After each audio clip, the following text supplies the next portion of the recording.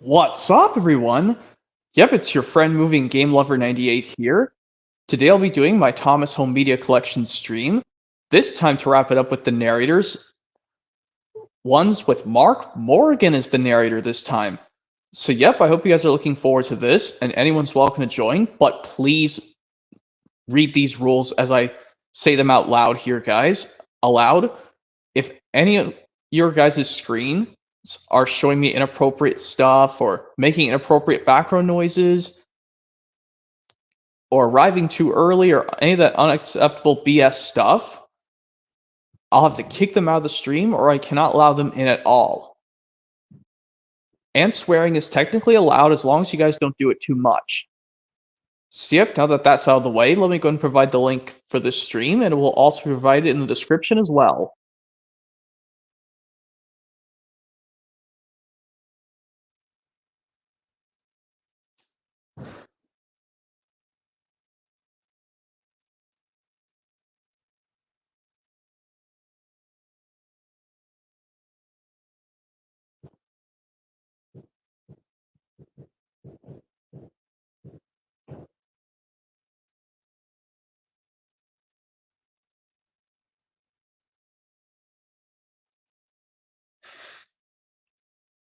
Alright, provide the link a few times.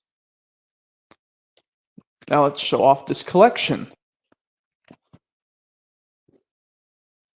And which one's to do it with Mark Morraghan as the narrator? None other than Railway Mischief.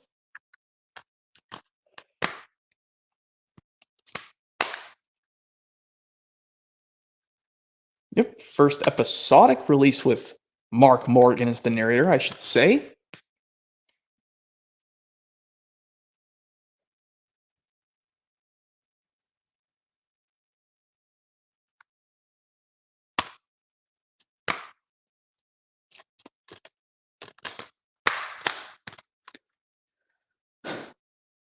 Yep, still remember finding this from the train convention 4 years ago before the unthinkable happened of 4 years ago. Or I should say the second unthinkable happened.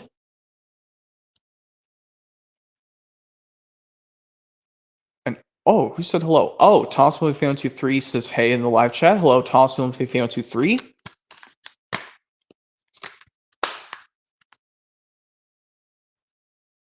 Yep, Railway Mischief, I recommend this release.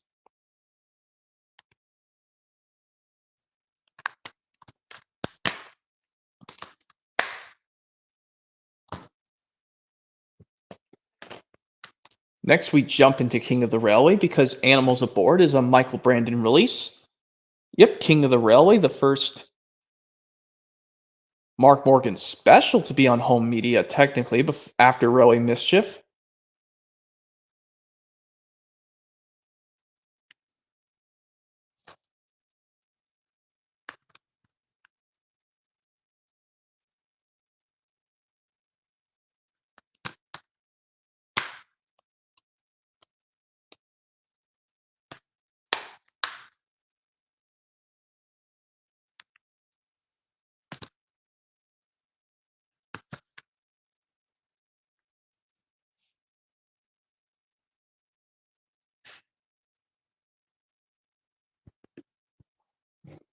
Yep, King of the Railway, that's all taken care of.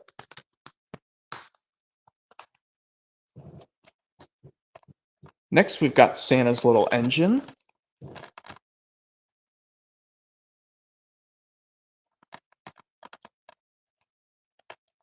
And hold on a second, guys. Hang on.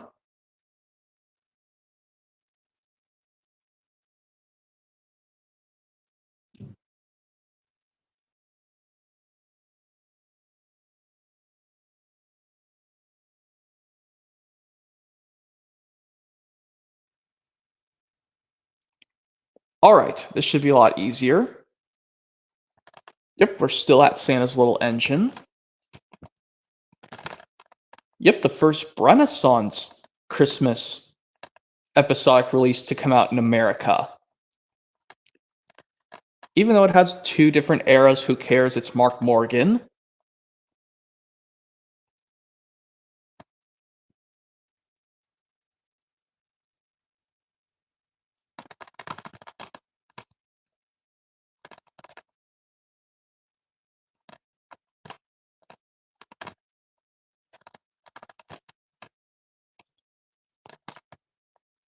And yes, I did this like other ones. Slip-covered ones, I will not pull it out. Yeah, this one, even though everyone likes Mark Morraghan as the narrator, he's a great narrator for Thomas, narrating both dubs for both regions, UK and US.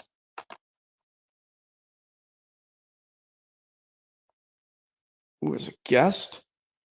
Ooh, Toss of Wheels fan number 1,000. Well, hopefully you guys don't have an interruption the second I add you. That's another rule I forgot to address earlier. I cannot allow a person to stream if they get an interruption the second I add them. Hopefully you guys just don't get an interruption the second I add you.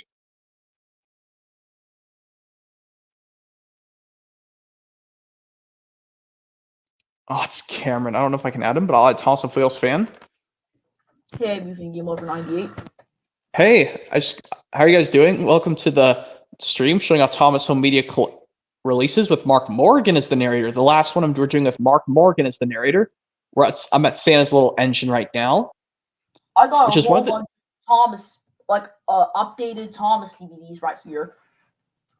Yeah, one of them I'm holding right now is Santa's Little Engine, the one you guys got in that recent video I watched. Yeah, and also I got a new Thomas DVD yesterday. Oh, nice. You know what it is? What is it? Oh, you did get Magic Railroad at last. Well, we didn't get it at the half-price books because we already ordered it off eBay days before we did the DVD hunt video. That's why we didn't get it, because we already got it days before we did the DVD hunt. Well, that's good that it arrived in time.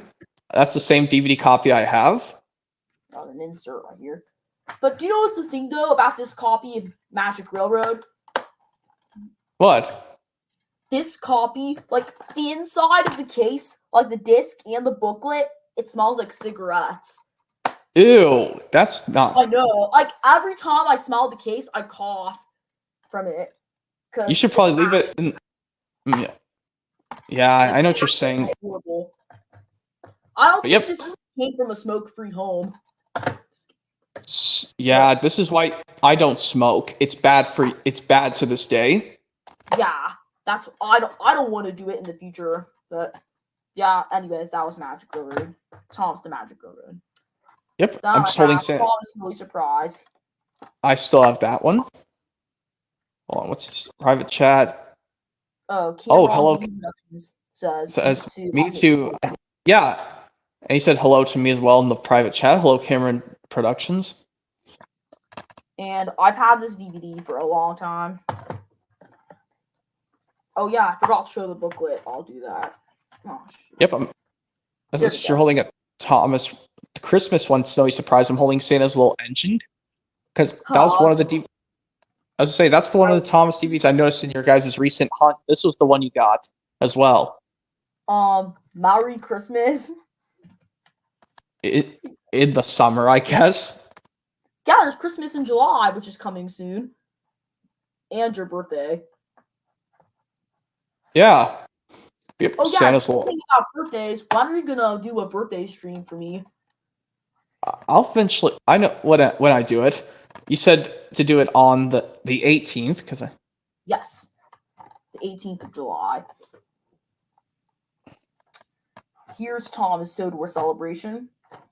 I've also had this DVD for a long time. It was only a few months, actually. Yep. I know you guys will just show Santa's Little Engine in a second, but let me just keep on going with my collection. James learns a lesson. The original release. Yep. Here's the Tossway, my favorite season 17 release of all time. Because, well, not only does it I have the Tossway in as the one with Thomas being the lead in the Thomas Way at the episode itself. Also, the Percy's Lucky Days, my favorite season 17 with Percy as the lead. And next I have Calling All Engines. That's the original release. Yep. We finally have the first two Thomas movies. Oh, I was gonna say that. Just missing the Great Discovery. Hold on. Cameron says, "Can you please show? Can you please join me so you can show some of my DVDs?" I don't know if that's a good idea. I still need to get the Great Discovery. That's the easiest one to find. And it don't matter if you find a slipcover or not.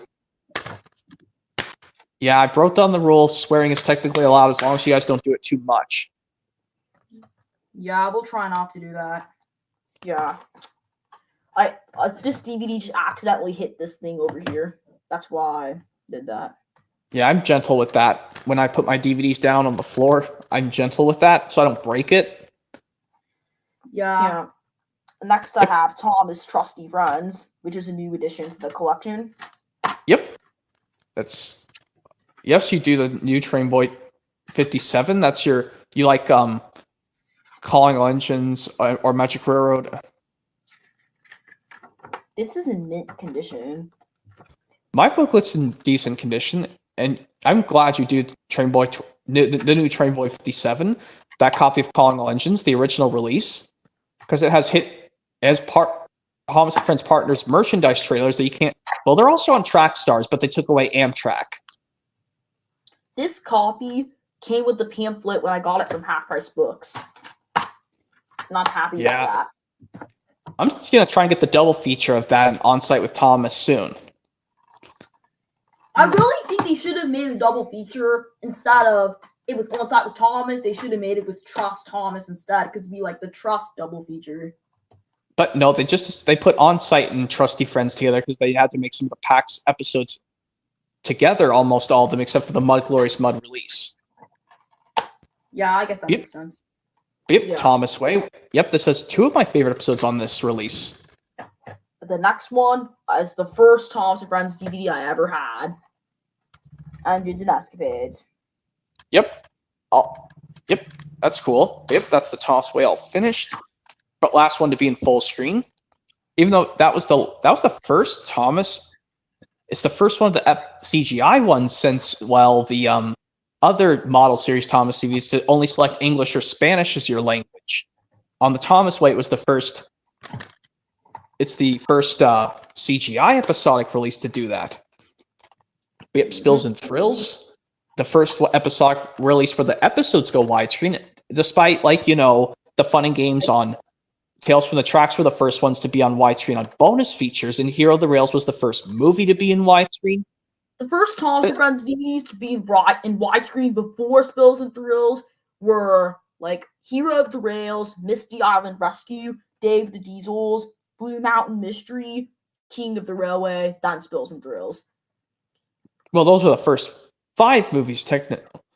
But I'm talking about the Tales from the Tracks release with the Arthur's Tricky Travels game and the Spot the Difference in Getting Up Gordon's Hill. They're in widescreen, technically. You got more private chat. Hold on. I keep forgetting to read these. I do like Alvin and the Chipmunks. I do like all 4 live-action films Cameron Productions. I do like all 4 live-action films.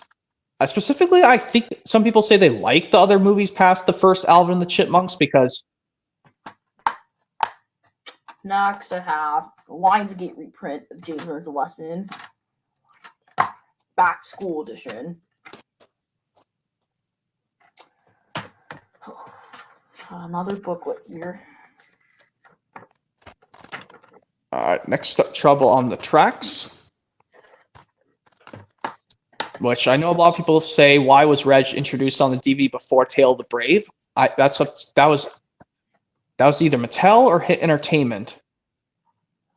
Hold on. Next, I have Lionsgate reprint of Calling All Engines. Another new edition.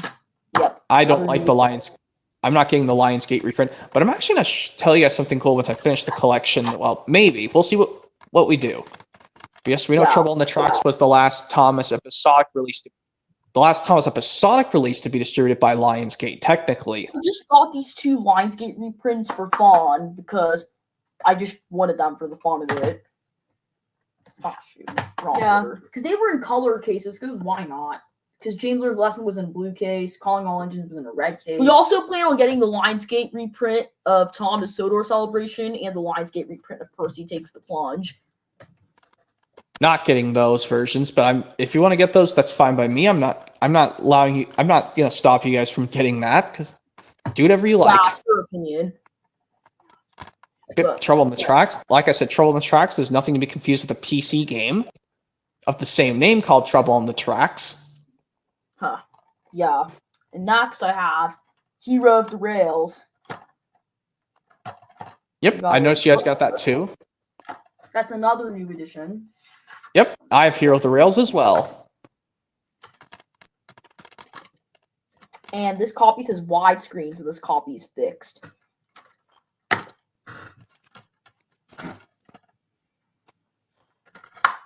This copy originally came in a blue case, but we swapped it in a black case because we think it's better in a black case. Yeah, it's kind of like the same thing we said with another release. Hold on, more private chat. People are just...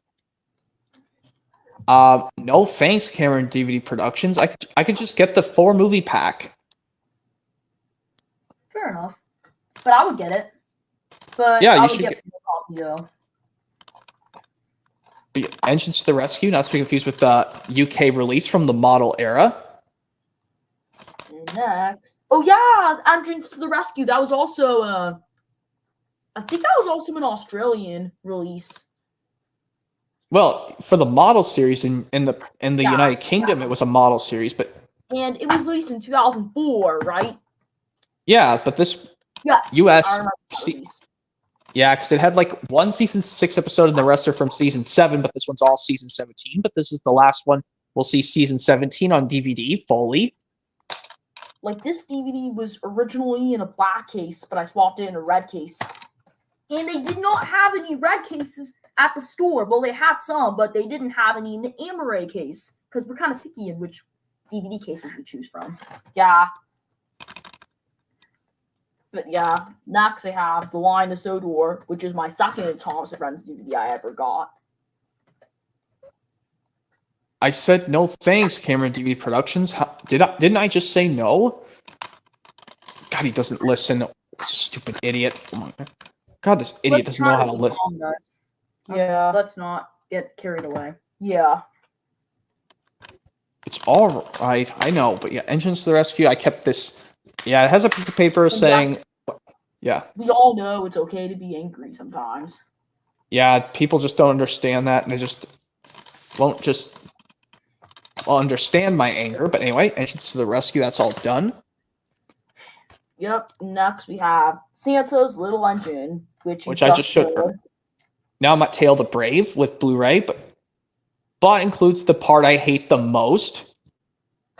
And this copy, like, you see on the slipcover, his nose, Thomas's red nose shines if you put it in the light. Yeah, that's cool. It does it too. Cameron TV Production says, sorry, movie game over. It's okay. It's okay, Cameron TV Productions. Tale the Brave, which yes has my least favorite part ever, which I freaking hate as hell. And got a booklet about Mike the Knight DVDs. But you know, they should have put more on this booklet, me personally. I mean, than just Mike the Knight DVDs.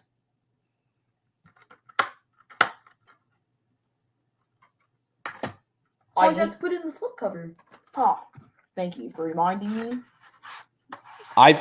Whenever I show slipcover items, I just leave it in the slipcover. Because we all know the discs are the squished up versions of poster art. I like showing the discs because I know some people that just want to see them. Like us. Yeah. Because when I see DVD collections without people showing the discs, I get kind of mad.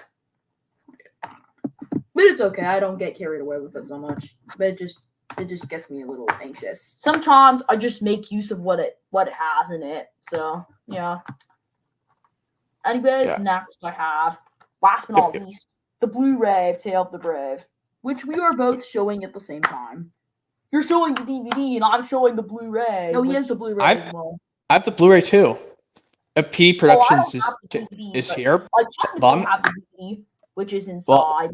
Hold on. And PD Productions, hopefully if you join, if I add you, don't get an interruption the second I add you. Yeah, Tale of the Brave. You got the DVD and I got the Blu-ray. No, you also have the Blu-ray too. Yes. I have the Blu-ray still. Why would I have the plain DVD? The Blu-ray looks better. I know. I was gonna say that. Jeez. Anyways. I had the DVD before, but then I realized, why do I need the plain DVD when I can just get the Blu-ray combo pack? Oh, so you got rid of it? He still has it in his hands. Do you see it? No, I'm talking about the DVD. I don't have the plain DVD anymore. That's what I was saying. Like, I was asking if you got rid of it, and then, yeah, you did. So yeah. Yes, I got rid of the plain DVD years ago because I realized, why do I need that on plain DVD when I can just use it in a Blu-ray style case? Sorry, this thing is really confusing me. But yeah, I understand now. And it's okay, but anyway, yeah. Tale of the Brave has my absolute goddamn least favorite part of the whole film. Yep, Percy being a stupid hole to Thomas. Cause even though Thomas was an idiot in the middle of the night last night. Yeah. Stupid Thomas and Percy both Thomas and Percy were idiots in this movie. You have a whole bunch of inserts in here. Yep, you can show the inserts. And I'm still waiting if PD Productions will say I won't get an interruption the second I get added. Oh, hey Thomas F, as you know, I have the Blu-ray of Blue Mountain Mystery. I'll just say I know. Yeah, because we've been on camera on DVD production streams. Yeah. And we got a whole bunch of Take and Play Thomas stuff, Trackmaster Thomas, Thomas and Friends Wooden Railway, Real Wood. Yeah. Then we have Thomas and Friends, Tale of the Brave books, Day Out with Thomas. There's a Day Out with Thomas in New Haven, Kentucky, which is around our area. And this is interesting because look at this Thomas Good to Grow bottle. You see the part with James? It's indigo, just like the Bust of James DVD. Wow. Hello there. Yep. Hey, and hopefully your TV's not too low. Hey, P Productions. Yep. Don't worry, my TV's on low. Yeah. Watching Spider-Man 3. Oh yeah, the Last of the Samurai trilogy. Some people, I say some people don't like Spider-Man 3 with Tobey Maguire that much. Yeah, well, but, even though it's got some positive reviews though. I mean, some audiences liked it. Some people don't really like Spider-Man 3. Some people like it. I love the whole trilogy. In fact, the Sam Raimi Spider-Man trilogy is one of my favorite movie trilogies. Yeah, it's like, I guess it's like, I had to and I can't believe, like, first Harry's father died in the first one, and now Harry himself died in the third. Yeah, those that makes it a sad movie too. Well, kind of emotional, but at least it showed some flashbacks from the first film, technically, because the second one didn't even contribute it. Right, and it's also sad that Uncle Ben died too. Okay, then there's this stuff like Thomas and Friends social media, iTunes stuff for Thomas apps. Then we have this thing for the Little Big Club at the Hard Rock Hotel, which was a good thing back at the time. That's Tale of the Brave, all done. Now it's your Christmas engines. Got a digital code. If anyone wants to use I also gotta keep my eyes out for some pizza coming too. Oh, you're having pizza delivered. Nice. Yeah, so because every Friday night we usually get takeout. Nice. Sometimes I do that too, you know. Yeah, Fridays are busy days. Well, look no further than having takeout stuff. But yeah, Christmas engines. I know I'm showing CGI stuff, but we're only doing this because of Mark Morraghan releases. Because I know Mark Morgan's the best of the CGI narrators, technically. Understandable. But there is some Mr. Perkins stuff. I guess I'll tell you some Perkins stuff because I know only care for those. Yeah, because on the PBS Kids broadcast with the first few ones with Mark Morraghan, they showed the Mr. Perkins Railway segments. There are some Mr. Perkins Railway segments in the program of the Thomas Way that are playing after Percy's Lucky Day and before Calling Down Caitlin starts. That one, he just talks, yeah. And this one, Mr. Perkins is in the signal box. This one, he's reading the story from the Henry the Big Green Engine story Railway series book called What are you doing, Toss of Wheels fan over 1000? Oh, I was just waiting to speak because. Oh, well, I was just trying to show Mr. Peter Production something. Well then, Yeah. so from Henry the Green Engine, which story was it? Was it It's Flying Kipper? No, it's it was Flying Kipper on Santa's Little Engine, but this one he's reading Percy and the Trousers, aka he calls it a scarf for Percy, but it's literally Percy and the Trousers in the Railway series book. Right, and so story time with Mr. Perkins. Those are good segments too. They're all on YouTube as well. I don't think and this code is not going to be usable because ultraviolet is not a thing anymore. Well, honestly, who cares? Because you could just use the actual discs. Yeah, and we got this official magazine thing. And here's the DVD if I didn't show it. And there's not too many story time with Perkins segments on PBS Kids. Yeah, they took those away. I don't know why they did that. Because come on, we like it. Well, I guess that they did this because this was before Ben Forster, the actor who played Mr. Perkins, died. Right, he passed away in January. The actor who played Mr. Perkins died? No, the actor Ben Forster. Oh. Yeah, may he rest in peace. The character's not dead. It's just the actor Ben Forster's has been dead for 7 years. That's what I was trying to say. Yeah, Mr. Perkins was funny too. He was as great as Arkwright. Yeah, Arkwright was good. That Mr. Perkins was way better. I like Mr. Perkins. But at least in Perkins segments they do mention Arkwright. Yeah, like in Creaky Cranky. Like they mentioned, it's Arkwright's birthday today. Right. Mm-hmm. And yep. It's all this DVD collection. Wow. Good. They just had a. Yep. Yep. It's growing. Be very careful not to drop the tower. Yep. I always do. Well, I never drop it, but I always try to be careful. Very good. Make sure not to drop these, but I'll put these back. And also, I recently got Kung Fu Panda 4 on Blu-ray. I'm gonna get the 4 movie pack so I can give all 4 Kung Fu Pandas a try. Yeah, that and the Barbie movie recently on Blu-ray from Walmart a couple days ago while I was grocery shopping.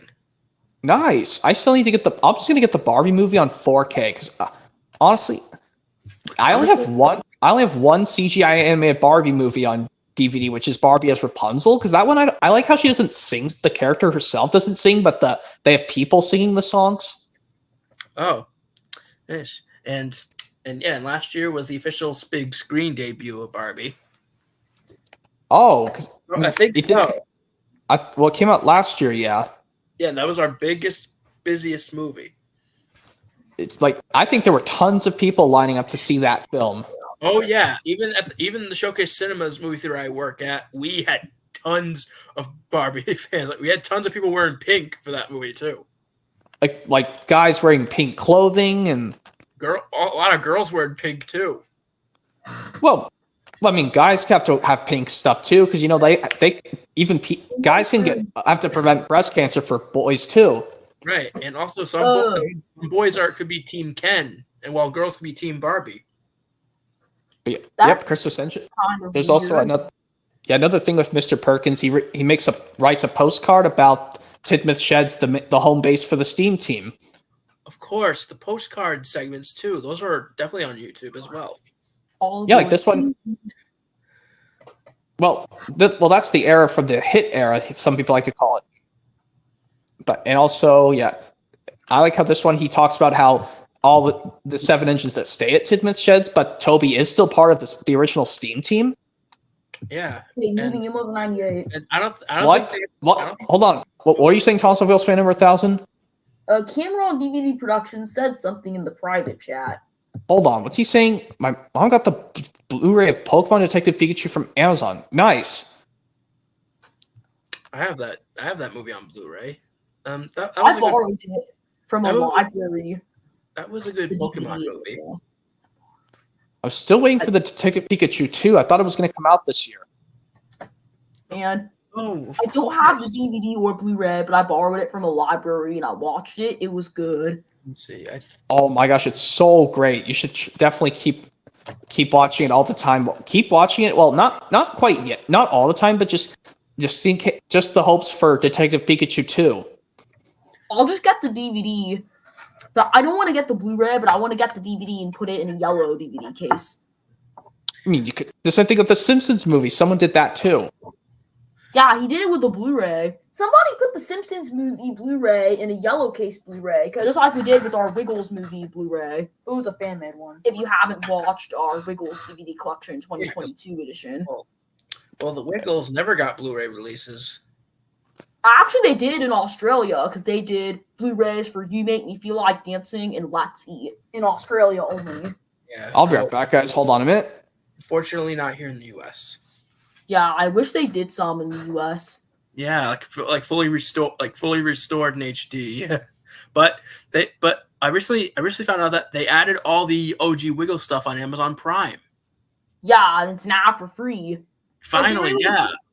They were able to put Racing to the Rainbow in 1080p on Amazon. And Amazon Prime also has the OG Wiggles TV series finally available in TV HD. series 1, 2, 3, 4, and 5, and 6. Yes. Right. Yeah. I usually prefer seasons 1 through 5. I mean, Sam. Sam, I don't really care for him. He's okay, yeah, I guess, but I mostly prefer Greg. Yeah, me too. But I also really like Sam. We really like all the eras except the Sahai era, to be perfectly honest. I don't like the new Wiggles era. Yeah, I'm kind of neutral to it, to be honest. The Sahai era has gotten really annoying. Yeah, like when I keep looking at the Wiggles YouTube channel, I'm like, ew, what is this stuff? Like, why can't they just put rare OG Wiggles content in there? Make the OG Wiggles fans happy. Put the Mandarin Wiggles on their YouTube channel. And also, they have 8 members in the group now. I know. There's Sahai, Simon, Lockie, Anthony. All right, here I am, guys. Also, also Anthony's daughter Lucia is in the group now too. Yeah, there's 2 Blue Wiggles, dad and daughter.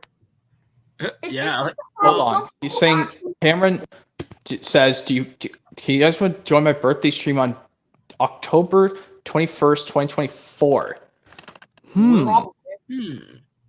I don't. You have to figure out what day of the week that is, because. Depends on it also it doesn't interfere with depends. Anything that's going on around. Yeah. Oh, that's his birthday. Yeah, I knew that because it says it on his profile page. His birthday was from October 21st. We're still at Christmas Engines. Excuse me for a moment. I'm gonna keep my eye out for the pizza for a minute. Oh, okay. Pizza. Yep. Be right back. Little Caesars. Here's Christmas Engines. Actually, I'm getting Wise Guys. Wise Guys, okay. Wise Guys? I never heard of that pizza. The only ones I've ever heard of was like Little Caesars, Domino's, Papa John's, Pizza Hut. Papa John's is so good. Yeah. Oh, okay. So I guess we're the only ones on here. Well, everybody's mute, so. No. I just had to scoop my couch up. Like the sun was getting in my face. My damn face. Sorry, I had to scoop my futon up. The sun was getting in my eyes. I couldn't see my whole face. That's why I had to. Yeah, we sometimes get through that when we watch DVDs in the car. But we're still at Christmas Engines. Because our mom's car has like a DVD player and sometimes DVD headrests, and we bring in some of our DVDs and watch them in the car. We mostly watch Wiggles DVDs on there. Oh, our mom's back. And we're gonna go to Chick-fil-A. We're gonna eat dinner there. So. Nice. So we'll leave. So. I mean, if you're still there's still time, you guys can come back. Yeah. Only time will tell. Yeah, we'll see what we can do. Okay. But, What? We're gonna Game Over 98 and PD Productions, who's mute. Oh. Yeah, we're leaving PD Productions. So we're going to get Chick-fil-A. Did you guys hear what I said? What did you say? Oh, sorry, my volume. I muted it for a minute, but I said the pizza guy is not quite here yet. Oh, okay. I can tell the pizza's gonna be here soon. I think, but I might hear a knock, or maybe they'll probably leave out the door. I mean, we'll see. I'm sure I'll hear a knock. Well, see you guys later. Yeah, see you guys. Huh? Okay. We're leaving because we're gonna get Chick-fil-A. Oh, delicious! Enjoy. Yeah. Thanks. See you guys. See ya. Cheers. Good night. Good night. Or if they come back, yeah. Yeah. Yep, their Nixon signals crossed. They're From what year? 2014, the last 2014 home media release in the US, because it came out on the 2nd of December 2014. Nice. Yep, and this one with the Perkins ones, Perkins reads the Railway Series story, Thomas Goes Fishing Railway Series book version. I think that was the only story that was shown on PBS, I think. The Thomas Goes Fishing one from the book Tank Engine Thomas again. Oh. And this one he writes a postcard about the bridges. Oh, the bridges. I think this one's about the bridges because one of the ladies passengers complained about her train was missed. Oh, so both the story and a postcard in one? Yeah, well, in different portions of the program. They don't do it at the same time. Well, I'm just kidding, but yeah, well, it's good. Well, it's good as two segments, though, even though they're separate. Hold on a minute. Hold on. I'm still talking. It's okay. I think. Hold on. Is this Cameron DVD Productions guy spamming? Yeah, you put the same thing that he already said already, and I said, it's like, dude, stop. Yeah, just put it one at a time, sir. No spamming. That's one of our rules. Yeah, I even put that in the rules of my YouTube channel. Stop spam commenting on my videos when you don't give me time to reply to the comments. Yeah. And sorry if I was accidentally spamming. It's okay. It's all right, but yeah. And this one has the Perkins where he's reading he's writing a postcard about bridges of Sodor. And when I was 17, I didn't even know what spamming was, but now I know.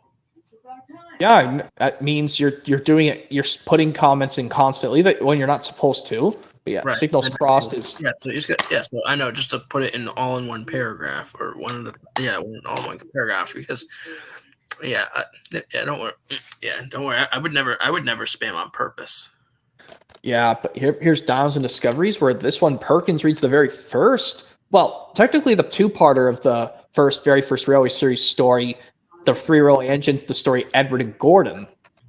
Right, and Edward appeared first before Thomas, of course. Yes, we'll see in the next release, but unfortunately, well, even though it retells classic stuff, well, you'll see in a minute, but yeah.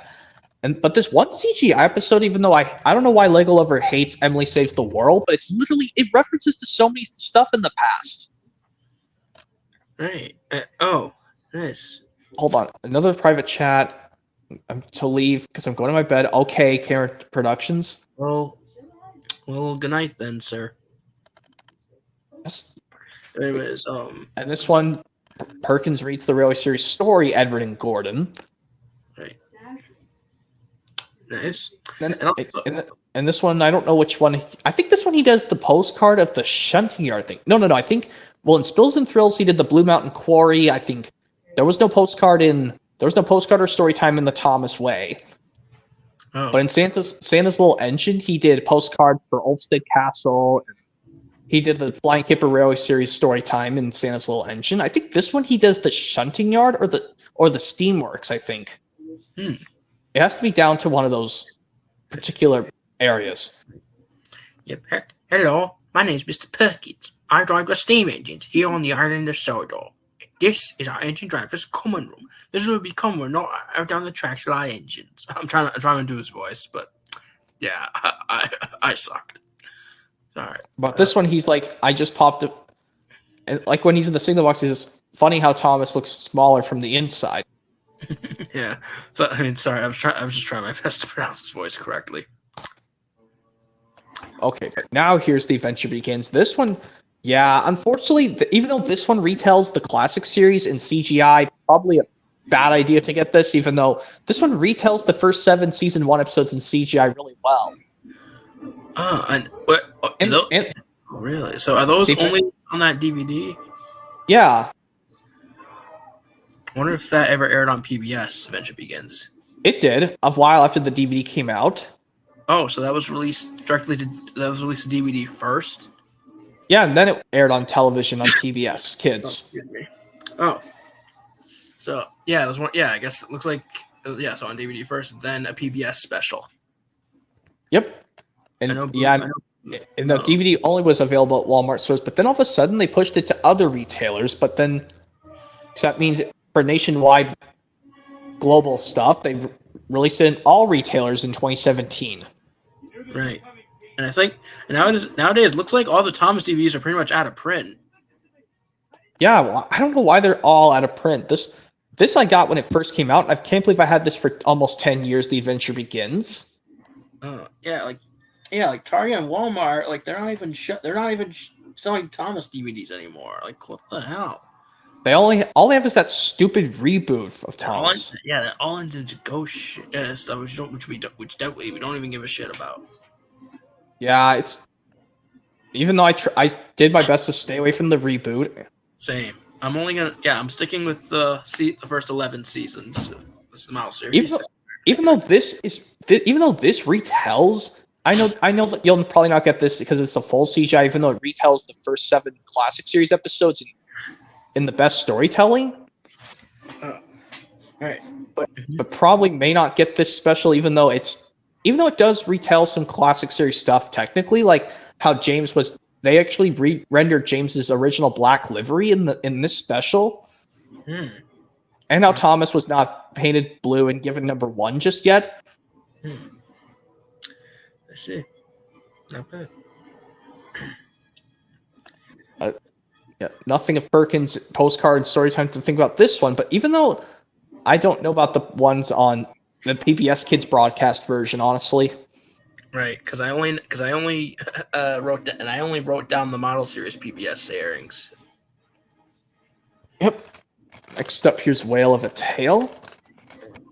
Because it would definitely take more forever to write down the CGI PBS stuff. I know, but yeah, Whale of a Tale released after The Adventure Begins. I'm surprised we got season 19 on DVD before that aired on TV. Like before airing on PBS or Nick Jr.? PBS Kids first. Oh. So I'm guessing half. So I wonder how many episodes that were on DVD first. Or like, was just episodes on that were released DVD first? Maybe? I think so, yeah. But yeah. This one has Mr. Perkins. I think this one he's writing a post. I don't know if this one he writes a postcard, but I know he reads the very last Railway series story called Toby's Tightrope from the last Railway series book of the Reverend W. Awdry's timeline, the Tramway Engines book, with the last story being Toby's Tightrope. Very nice. Surprised we got, like, in the Tramway Engines, the last of Reverend W. Awdry's original Railway series run. We ended off with the Ghost Train double sequel 2-part thing and the Mavis double episodes. Wow. Very nice. By the way, happy almost birthday. Thanks. Mm-hmm.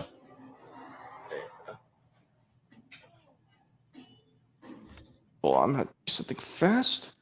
Luckily I'm still at Whale of a Tale. I'm gonna go check the pizza again. Okay. Be right back. All right.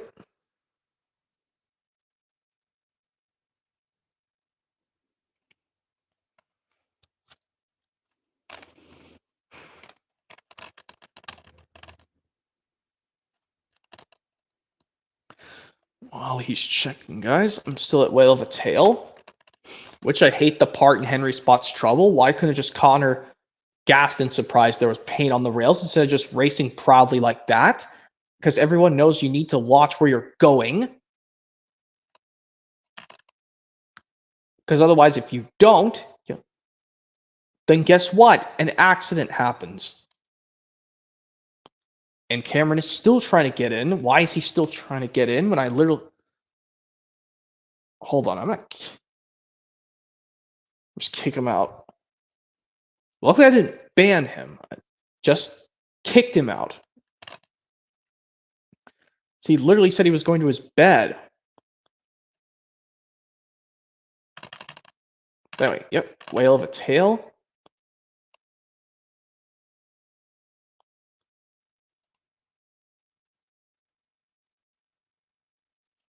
Whale of a tail.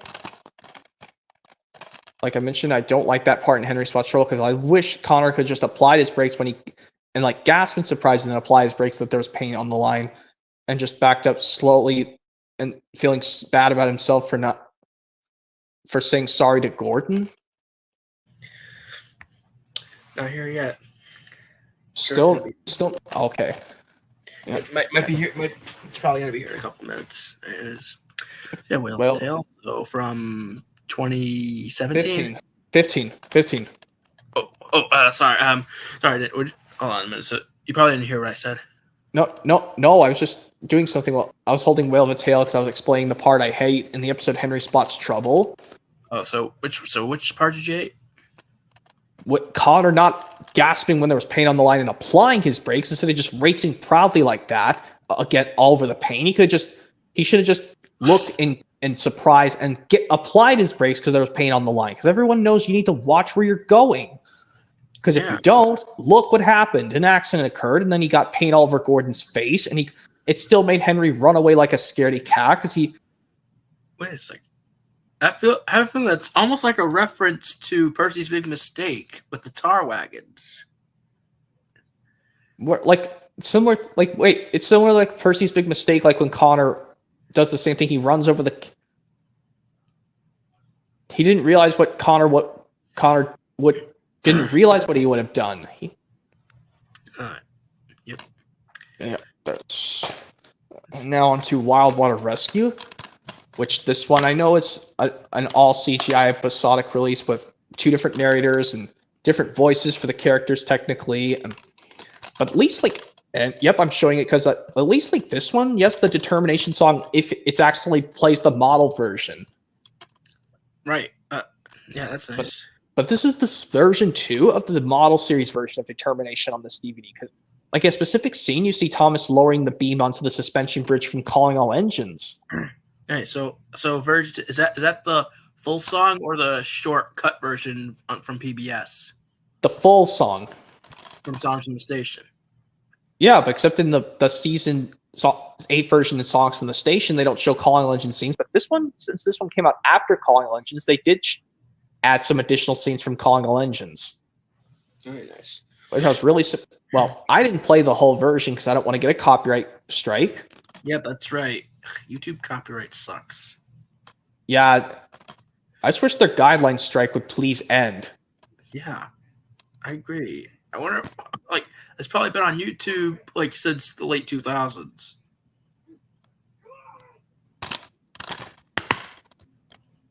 There's Wild Water Rescue. But at least if you get this DVD, you could just listen to the model version of Determination's version 2. Just don't go near the episodes with CGI, but you can go to the bonus features and select Determination song. Yeah, that'd be nice, but I'm still not sure if I'll get that DVD. We'll see. I mean, it's on Amazon. It's like an easy Amazon purchase. It's no slipcover, easy DVD to buy. Well, technically, because it was released exclusively to Target back in the day, but it's so hard to find nowadays for a good price. Yep, and I can tell it's 100% sold out at Target stores. Yep, and now here's everyone's favorite of all time, Legend of the Lost Treasure, a.k.a. Sir Topham Hatt's a stupid dick to Thomas. And I think, that wasn't that the 3rd Thomas movie? Or are you saying this is the 3rd Thomas movie, or what? Because out of all the Thomas movies they made, or maybe that's the 5th one. I'm not sure. Well, in movie order, this is the 11th movie, technically, because counting Magic Railroad. Well, that was all. Yeah, Magic Railroad was the only one in theaters. But yeah, because you probably because some episodes got released at theaters later on.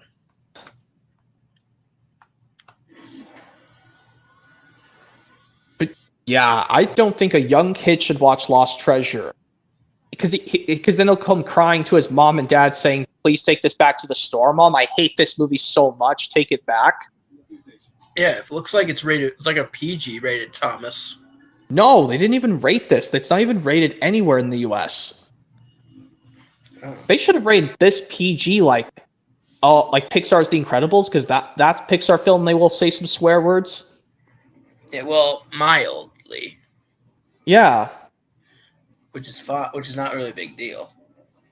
Yeah, but this is not something for kids to watch. Trust me. Seeing Sir Topham Hatt being an absolute bitchhead to Thomas, which I hate so much. Right, what was he mean? Yeah, he was being a stupid, meanie bitch to Thomas, and I told him, I was like, "Fat son of a bitch, let Thomas finish his sentences immediately." Gee, so he was like interrupting him the whole time? Yeah, because he thinks he was up to no good again, but he literally saved Ryan and everyone else when the dynamite fell in the cavern just to save him. And you still call him out. Yeah, like, I know I'm getting really angry because I hate Sir Topham Hatt in this movie a lot. I bet. He's because of his bitchy attitude, he could have gotten fired from his job. Because come on. Gee, yeah, you're right. And the pizza is gonna be here any minute. Yeah, just saying that. Oh, okay. No problem with that. Yeah. So,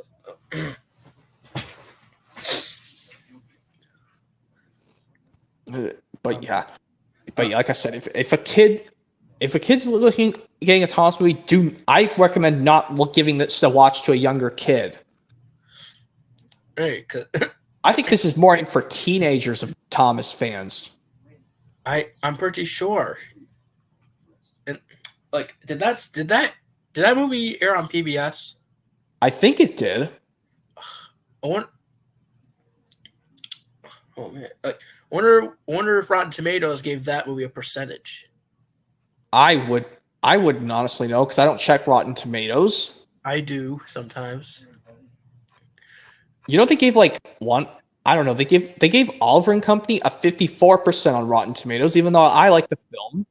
Yeah, maybe it's because it's not a lot. Maybe half the world likes it. Half the world probably thinks it's okay. Maybe some people didn't like it, but I don't understand why it's 54%. I wonder what the story problem was.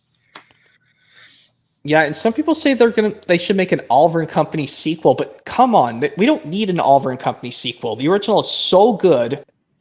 Yeah, I thought it has a complete story.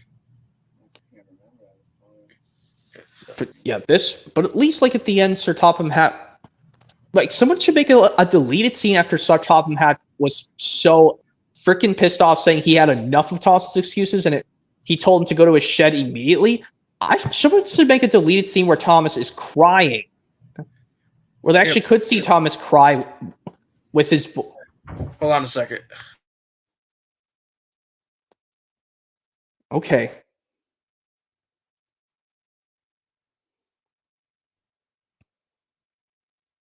Be right back. Okay.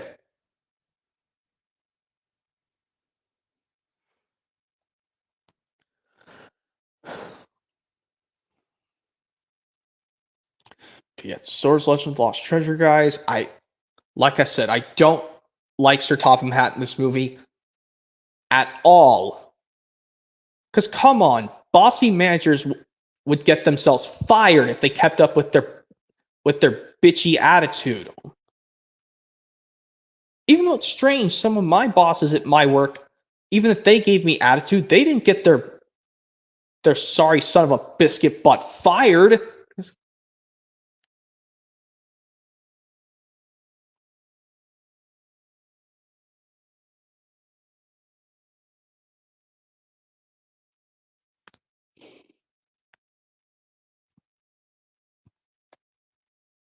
One second, guys.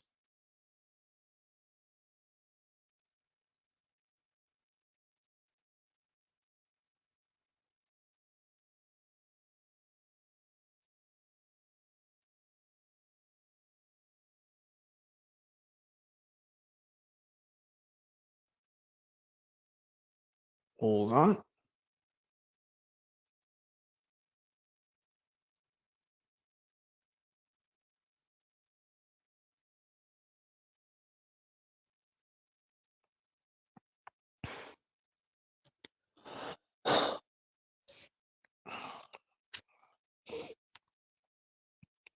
Swords Legend of the Lost Treasure, not much to say, guilty pleasure, but I hate Sir Tom Hatt in this movie.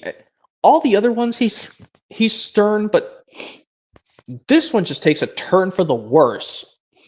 Get the memo, both Mattel and Hit Entertainment, but even though this was after Mattel bought out Hit Entertainment,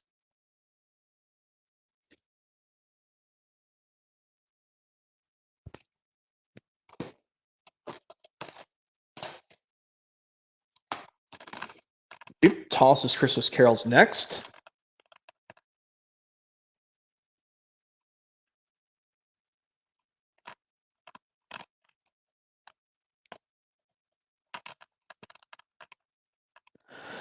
Yep. At least we got to focus on a Christmas Carol adaptation with the standard gauge engine being the Scrooge. The other one being Duncan the Humbug, back on the Christmas engines.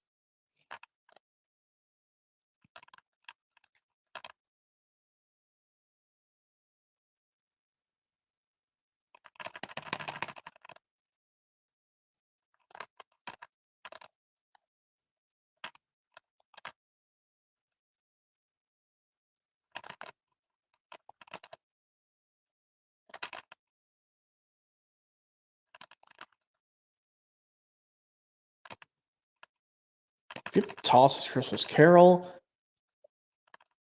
I do like Dowager Hat's funny quote in The Beast of Sodor, utter tish tosh. Better than saying this kind of garbage, dirty words in real life, but anyway. And like when I watched the Unlucky Tug Sodor Finest of Cranky, even like when Cranky says at the end of A Cranky Christmas, can't we just let it go? He makes a remix of from the stupid Frozen movie from the song Let It Go, which I'm still not happy they're making a Frozen 3. Disney, please, why are you making another Frozen sequel when, come on, the Mario Bros movie already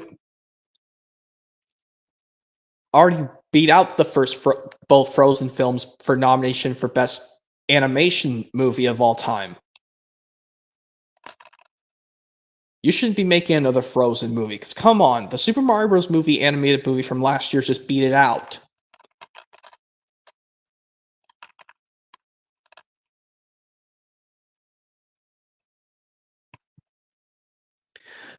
But yeah, Toss's Christmas Carol is all done.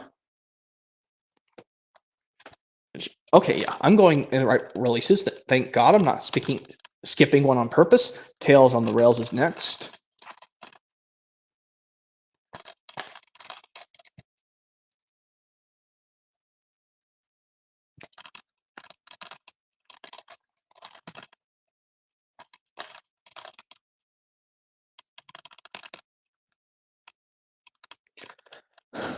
Well, at least this one has all with Mark Morraghan, despite Toss and Percy and James use different voices, as well as I think it's just Toss, Percy, and James. Yeah, I don't think there's a single one with Diesel with this one. Just Toss, Percy, and James, and Sir Tom had 3 of them in their new ones, 2 in their old ones, but all the episodes are narrated by Mark Morraghan.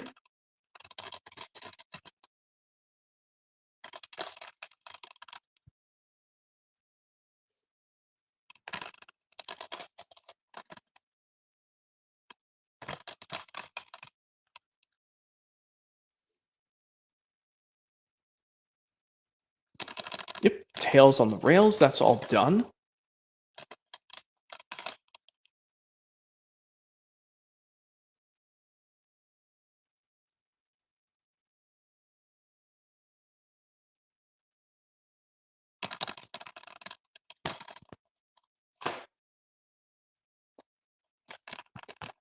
Next up, we've got Start Your Engines.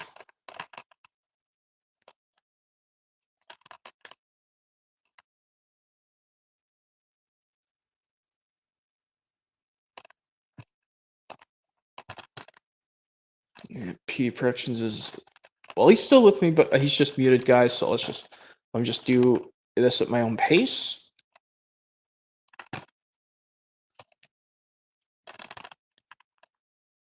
Awesome. That's you do toss movie 123.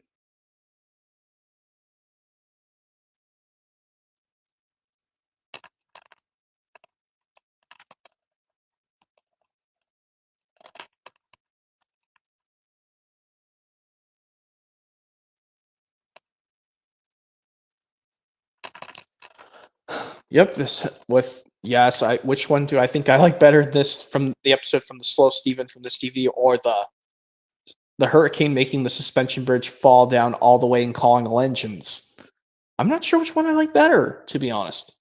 I want to say both are equally good, but I don't like how I was disappointed the suspension bridge didn't fall down completely in this episode. It fell down, like it fell apart just a little bit in Slow Steven, unlike in Calling All Engines with the model work, they can make stuff fall apart instantly.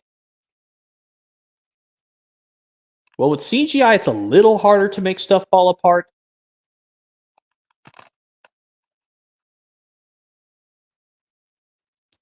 I like how Two Wheels good. They always like say which one of their set of wheels is better. Like first, like Spencer with his 18 wheels, Thomas with his 6 small wheels, and then his friend Bertie the Boss with his 4 wheels. But then his tire gets poked by a needle and gets a flat spot, and then all of a sudden, the only thing that they did was get help from Harold the helicopter.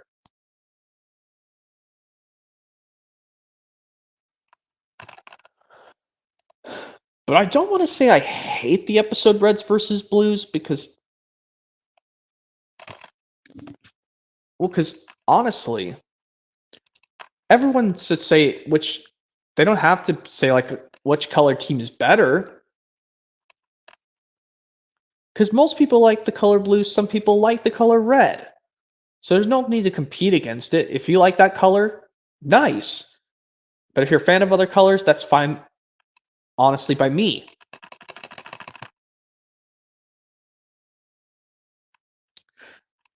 But anyways, yeah, let's start your engines, and I'll be right back, guys.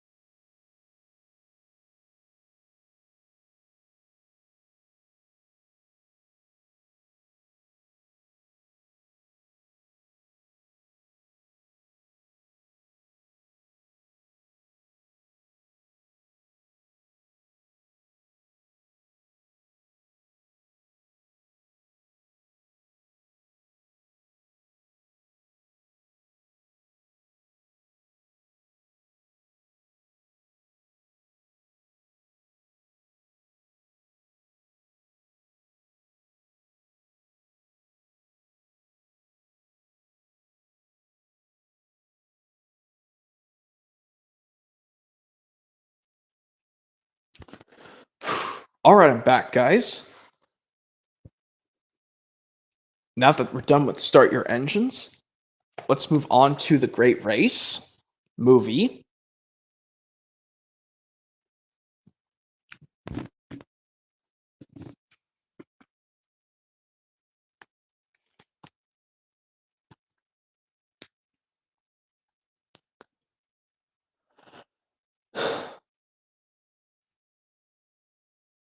Which, yes, I know I hate so many things in this movie so much. Some of it, not the whole entire film.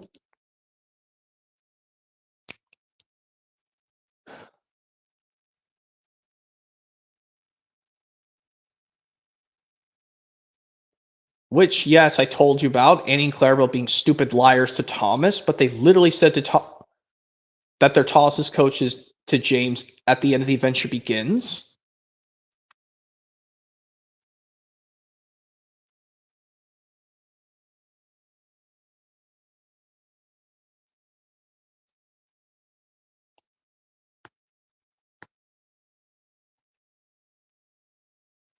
And like how I hated the engine parade with everyone had to go without Thomas.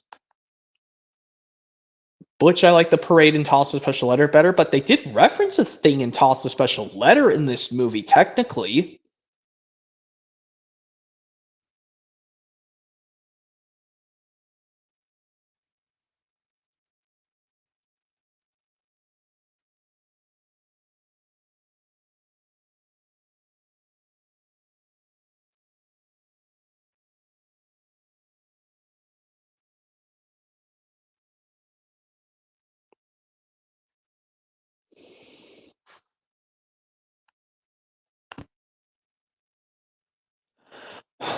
Yep, the Great Race. I do like other things, but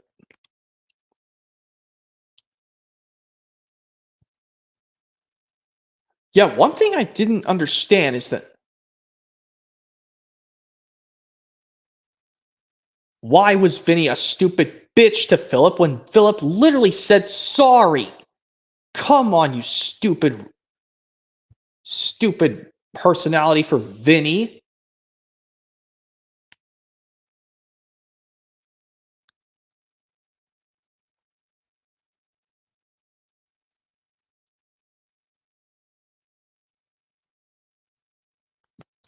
Yeah, I think Vinny is such a bitch in this movie, honestly.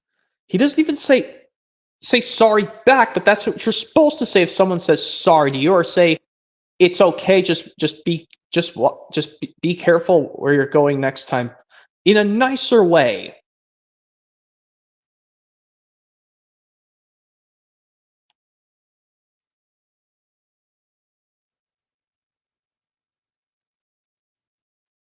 I understand PD Productions.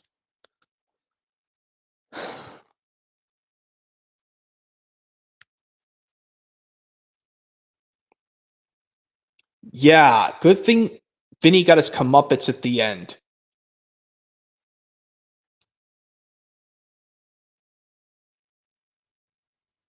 Okay, PD Productions.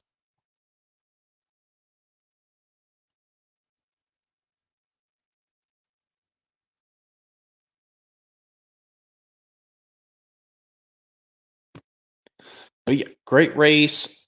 And also I hate the part towards the end of the film when Thomas noticed Ashima's line was blocked, but he should have just stayed where he was and made himself win. That's kind of like how the end of the I hated the thing at the end of the first Cars when,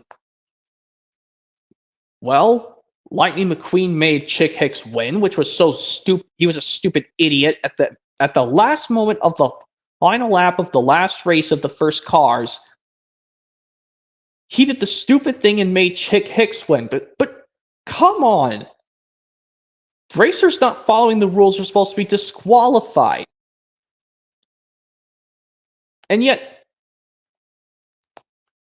Lightning McQueen says to Mr. the King's, oh, I don't know what his name is, but he would tell him he didn't win, but he was supposed to win. Racers not following the rules don't get to win a prize. Only ones that follow the rules win a prize.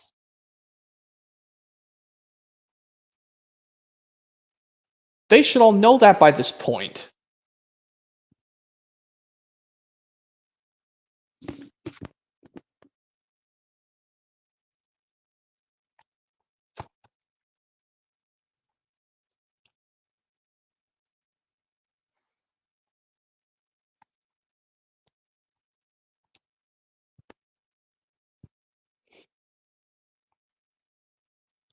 But yeah, great race, that's all done. Next up, we've got Tinsel on the tracks.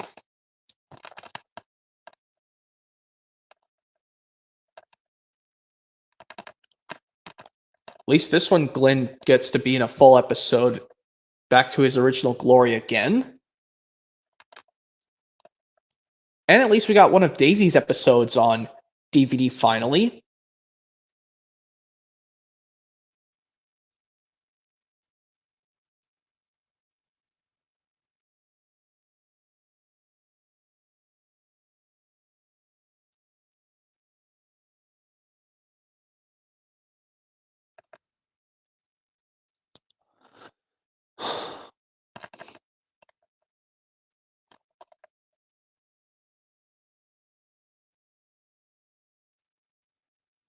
Hold on a second, guys.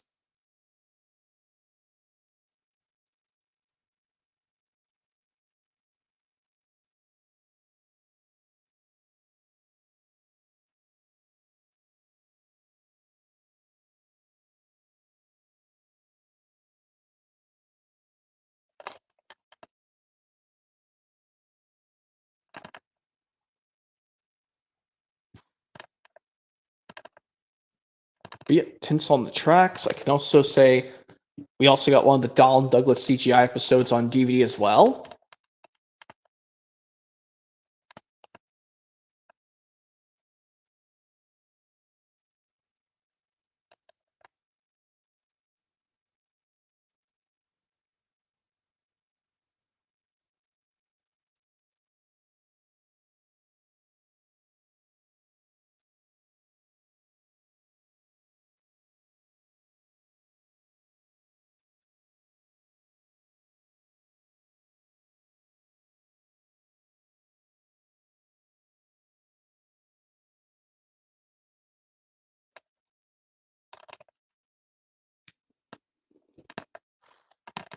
Tinsel on the Tracks.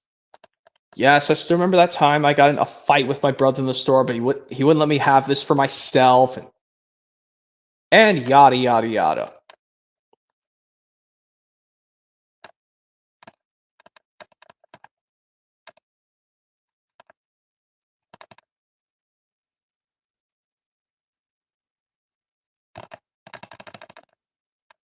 Tinsel on the Tracks. I'm probably gonna get another copy of this, maybe. Well, I want both slipcover editions, and the same thing with Christmas Engines and Santa's Little Engine, and the same thing with the Veritas Christmas once I find those.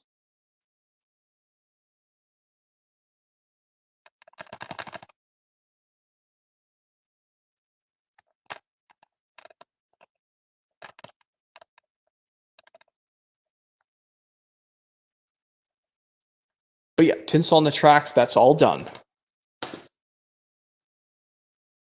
Now on to Ultimate Friendship Adventures. Yes, I have to unfortunately select every episode when I pop in this DVD to watch, because it has the stupid Thomas the Babysitter episode, which everyone hates.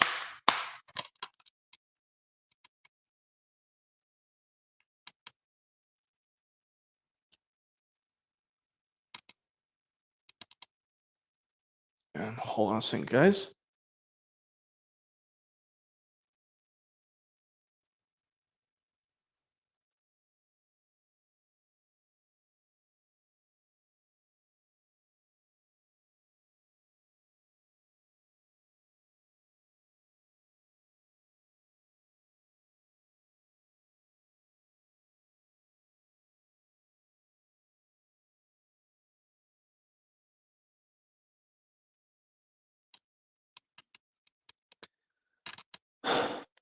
Yep, Ultimate Friendship Adventures. Not much to say about this one,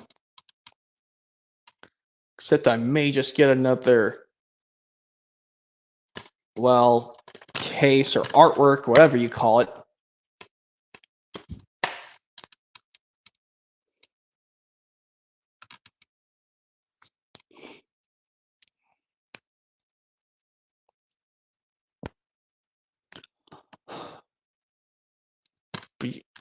Yeah, everyone knows you should say with me, I like to watch Thomas Percy and the Squeak more than Thomas the Babysitter.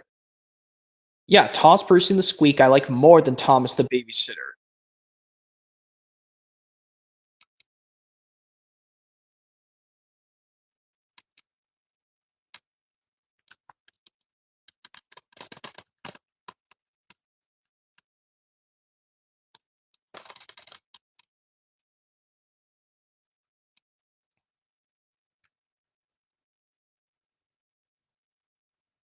That's what I know.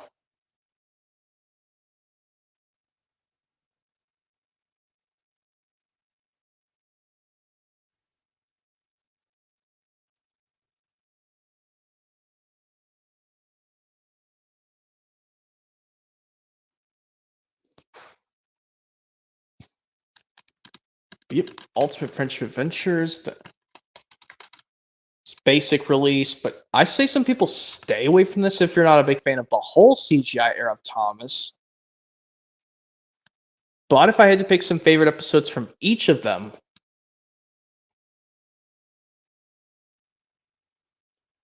well, if I had to pick my all-time favorite from each, because this one has all episodes with Thomas, Percy, and James, their new voices, but still Mark Morraghan is the narrator.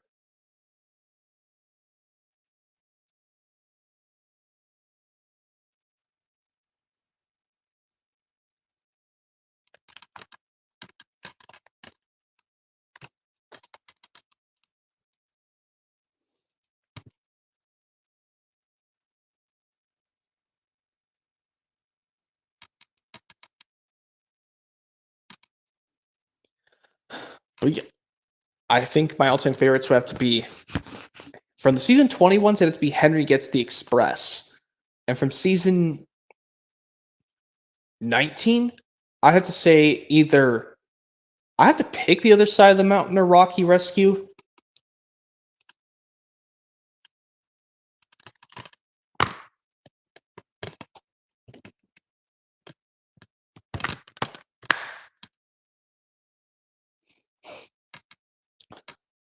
But yep, that's Ultimate Friendship Adventures, all taken care of.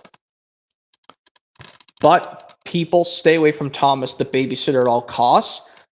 My trick is to select each episode, but stop after the Goodbye Sir Top Hat episode. Or if you do find a way, if you actually play all the episodes, just skip it after the episode's done.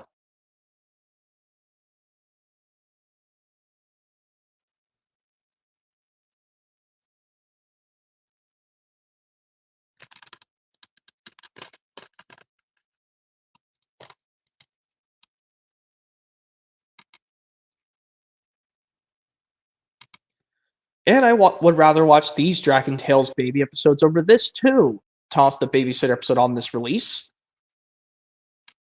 All with some of them like Cassie the Green-Eyed Dragon, or what? Room for Change, Baby Troubles. Well, at least like Kiki's crying compared to Thomas the Baby in this episode, it's softer and quieter, and it's not too hard and too loud.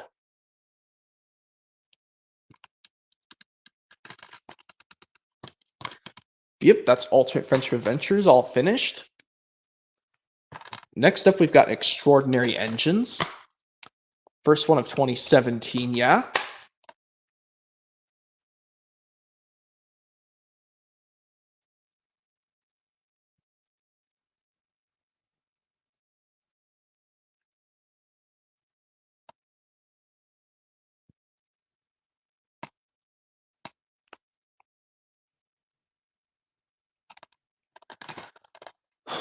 But yeah, another thing I want to bring up, not a lot of people, some people say they don't like Three Steam Engines Gruff. Come on, that's a great episode.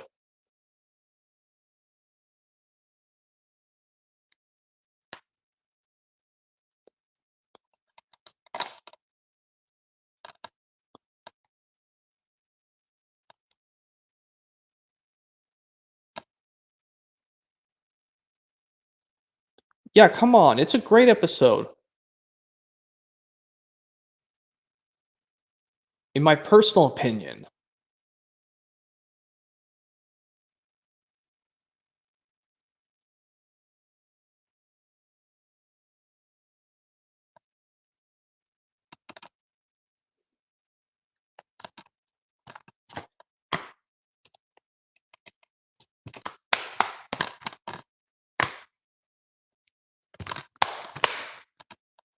But I do like Hugo's second episode because his debut was not good.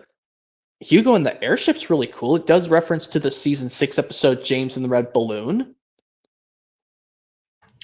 I am so sorry, Mark. Movie and Game Lover 98 says, who knows who you're talking about here? Yeah, well, the pizza's here now. I mean, sorry, I had to keep my eye out in the living room. So sorry It's okay. I'm so sorry that it took me a half hour. It's okay. So, I was just explaining some stuff about the Thomas DVDs while you were out, but I guess since you're back, I'll talk about the Extraordinary Engines. Where this one's got probably got some Mr. Perkins Railway fun. I don't know. I'll have to look through this DVD just to be sure. No problem. All right. And,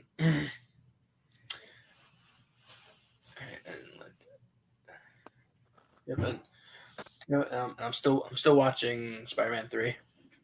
Yeah. Yeah, I had to pause it. I know. Yep. It's a similar thing with Blu-rays, but yeah, Extraordinary Engines, like, only 3 releases of Thomas 2017, as long as you don't count the Thomas Holiday Collection. Well, that one does contain Thomas Snowy Surprise, but I don't know if I want to get that Thomas Holiday Collection. Well, even though I can do something clever and swap out a case. Yeah, no problem. Yeah, it's your choice, Mark. You can do whatever you want. I mean, I'm just deciding what I want to do because I want to have. I have something cool I'll tell you about once I'm done. But yeah, Extraordinary Engines. Yep, there's the yummy pizza. Yeah, I got regular, which is cheese, and I got pepperoni and sausage. Pepperoni and sausage are my favorites on pizza. All right. Now you're talking. Hold on a sec again. Oh, he got called again, guys. But yep, Extraordinary Engines. Yeah, I think one of these are cool. Like, even like Sir Topham Hatt and with a mustache, and he's stranded at sea from Skiff and the Mermaid. Kind of a throwback to the Tom Hanks. All right. Sorry about that. My sister's husband, he was just giving me a couple chicken wings. Oh, it's okay. Yeah, because we got wings too. Yeah, I tried some wings. I'm not a big fan of wings, to be honest. All right. Yeah, it's okay. Yeah, it's basically chicken. Well, I do like chicken, but I've just tried wings. One of the wings actually really burnt my mouth terribly. This is why I'm not going to try wings again. Oh, shit. Oh, I see. Understandable.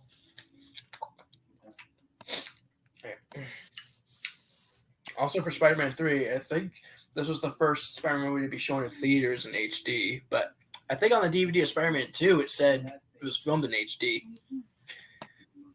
That's interesting. I'm just guessing. Yeah. Because I think starting in like 2007, that's when movies started to be presented in HD, like right after Blu-ray came out. Yeah, I can still tell you this since I know this. In one of these episodes on this DVD, even though you don't have Extraordinary Engines because it's a full CGI episodic release, in the episode Hugo and the Airship, they make a callback to the episode James and the Red Balloon from season 6. I was like, no joke. When I saw that, I was like, okay, well, why can't they just bring hot air balloons back into the CGI series? Yeah, I couldn't say. I also forgot to mention earlier about Mr. Perkins' railway segments. In the closing segments, the train that he rides kind of looks a little bit like Sir Handel. Yeah, it's like I was like shocked at that. I was like, narrow gauge engine. Like you probably hear the whistle. It sounds like one of the narrow gauge engines whistles. Yeah, one of the Perkins ones on Wild Water Rescue that I remember watching is, well, I haven't watched it yet, the one where he's showing the viewers how steam engines use their coal and water. And like one of the scenes, when one of the water splashes out, he says, "Oops, I think that's enough." Well, everything he said was true because steam trains, they need coal, water, and steam to go. Well, with diesels, they could just use fuel. Right. Correctamundo. Yeah. Another thing I was talking about, you didn't get to hear it because I was showing the Great Race earlier. Well, I was at the Great Race earlier. I hated the part towards the end of the movie when Thomas made Ashima win. I was like, you idiot, Thomas. Why'd you let Ashima win? You were that close to winning. It looked like he was just letting her cheat or something.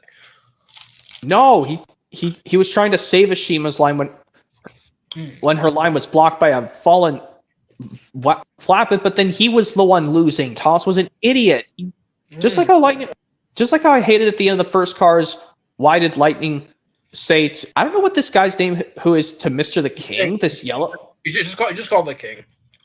No, I'm talking about this golden car that's a mentor to Mr. the King. Was it Mr. Tax? Mr. Tax? Yeah.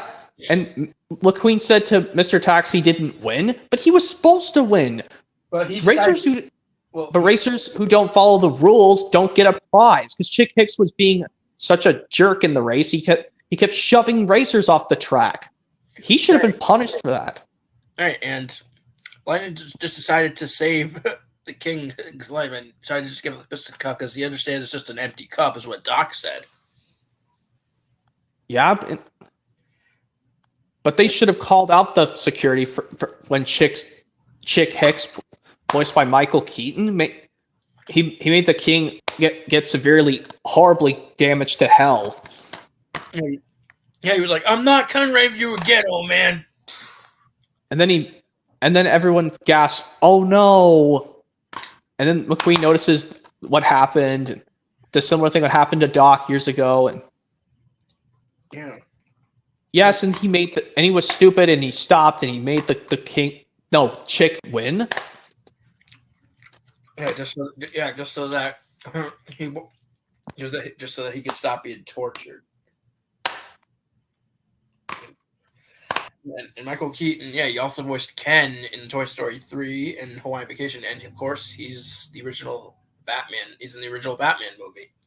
Oh, I didn't know he was in the original Batman, but yeah, extraordinary engine. Yeah. He's also in Beetlejuice too.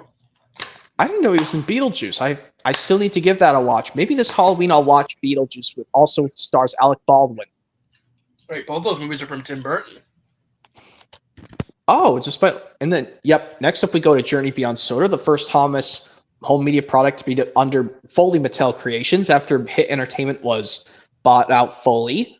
Yeah. And Edward and hello to you, Edward is here. Right. Yep. Even though, this one recalls to some Thomas's past accidents in the past. Well, and Blue Mountain Mystery mentions the past too. Yeah, I think I'll just bring this up before I get to the stuff in Journey Beyond Sodor. The one flashback I think they almost got right with the three engines reference to the classic series episodes. Thomas's they almost got right, but the only thing they had to do in Thomas's flashback was make his driver get thrown off the footplate. But in CGI they couldn't do that because they didn't want to get his driver hurt. Right, you're right. Because I guess it's too hard to do with this. Well, even though they recreated these episodes in CGI, right? Because at least they do the down the mine flashback in Blue Mountain Mystery, but in Henry's they almost got right too. The only problem is he was in his old shape, he was in his new shape, but he was supposed to be in his old shape. Mm-hmm. Because Come Out Henry goes before the Flying Kipper crash. Right. But the problem with Henry's flashback is that Mattel or Hit Entertainment couldn't make a CGI old shape Henry. And Percy's flashback in Blue Mountain Mystery for Scar for Percy, I don't think they did it right. Well, not only because at that time Percy was not supposed to have that lamp till somewhere in season 4 or season 5, but the station was also filmed at wrong. If you see the plot, when I watched that flashback of Percy in Blue Mountain Mystery for Scar for Percy, I was confused. Wait, is that Maithwaite Station or is that Wellsworth Station? I don't know. I thought the accident was at Maithwaite in season 3. No, it's actually at Tidmouth, at the harbor in season 3. This little glass thing that looks like Knapford, but it's a small section that Percy passes by in A Scar for Percy in the original version. It's at the harbor. Ah, gotcha. Also, this is pepperoni and sausage. This pizza. Aw, thanks for saying that. Edward's here. Yeah, you like my Luigi hat. Hey, Luigi number one. Luigi number one. Oh. Yep, but this one they just call back to Thomas falling down the mine in season 1 of Down the Mine. Right.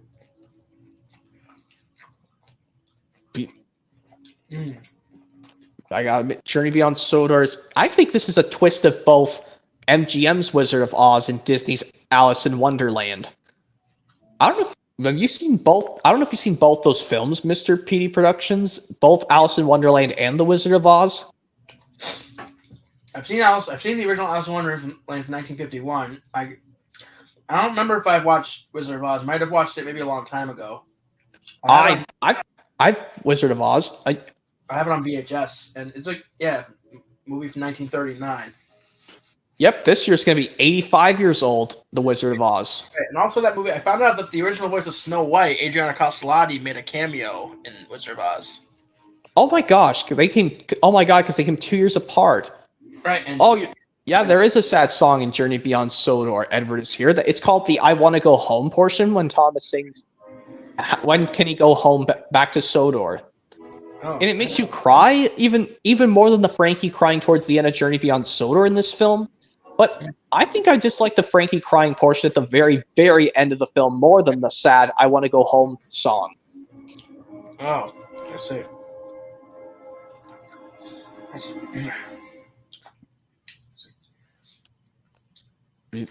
And also, like the designs for one of these engines, like Merlin's design, he's based off an actual real experimental engine that can actually disappear.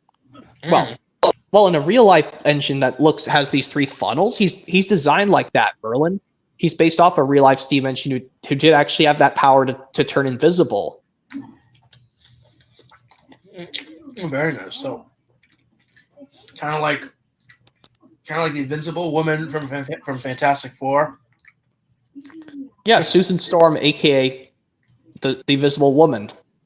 And also sometimes Danny Phantom turns disappear too. Sometimes he turns invisible, but Danny Phantom, he mostly phases. Yeah. Yep. There's Journey Beyond Sodor. I say if you guys are a fan of if you're a fan of the twist of both Wizard of Oz and Alice in Wonderland, this will give you a treat of both. Well, I have Wizard of Oz. I don't have I don't have any of the Alice in Wonderland versions yet. You don't have the original yet. I don't have I have the Blu-ray of the Wizard of Oz from 1939. I think I don't know which version it is, but I know I have the 3D Blu-ray, which has this cool storybook. That's why I'm keeping the 3D Blu-ray release of the Wizard of Oz. Good choice. Well, despite because I like that cool storybook. And it's also like something cool, even if I do get that even if because I actually do need to do something when I fix my iCarly Season 2 Volume 3 box set on DVD, because my case is still broken.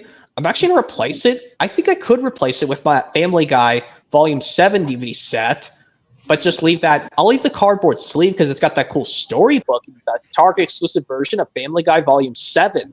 That's what I'll do. I have volumes 1 through 8 of Family Guy on DVD. Well, I'm not sure about The Simpsons. I don't know if you have some of The Simpsons.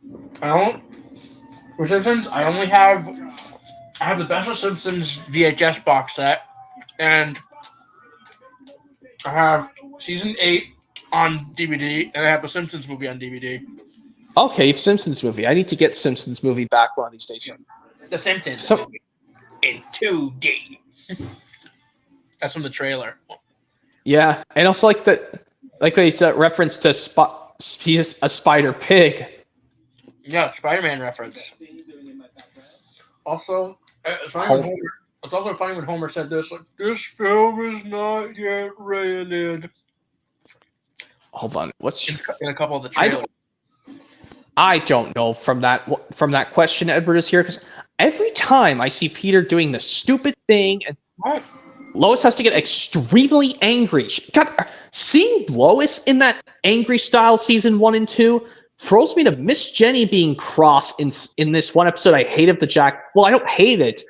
The episode On Site with Thomas of the Jack and Sodor Construction Company series, or Emmy getting very pissed off in Season 1's Tales You Lose. Oh. Or Max with his very angry expression from A Cool School. So I can't answer that question, Edward is here. I'm sorry. I can't answer that question because I hate the early Family Guys with Lois getting extremely angry over stupid things. Because come on, both the parents need to be ashamed of their kids. Also, remember this Family Guy episode where Peter put Stewie on steroids? Wait, I don't know what that episode's from. I couldn't remember, but there was a scene where Stewie was like on steroids, where he had big muscles and abs. Yeah, but I do remember this one episode where Brian could hear music from the bedroom, and he's like, "What's that?" He realizes, "What's that noise?" And he tells them, he blurts out to them, it's 3 o'clock in the morning. What the hell's going on? And remember Brian? Also, Brian used to bark a lot. Like, yeah, he used to bark in the early seasons. Well, now he just talks like an actual human beings. He always talked throughout the show. There also was an episode where Brian actually shaved himself, made himself hairless. Oh my god! But yeah, Edwards here says Gordon, James, and Henry's cross faces used to scare me when I was little. Fun fact. Well, they didn't scare me, but I'll only when they're too close to the screen. That's when they scare me. They never scared me. Like when they're tracking shots, when they're too close to the screen, that's when they really give me the creeps. Is when they're crossface, like when they're tracking their shots. I don't like that. Because it could have just done the tracking shots from a different angle, so they don't have to worry about the faces being at the camera. It's like the trains are talking to the audience, but. Oh. But anyways, yeah, Journey Beyond Sodor. I will say this once more: if you're give this a twist for both Wizard of Oz and Alice in Wonderland, despite they're from different companies.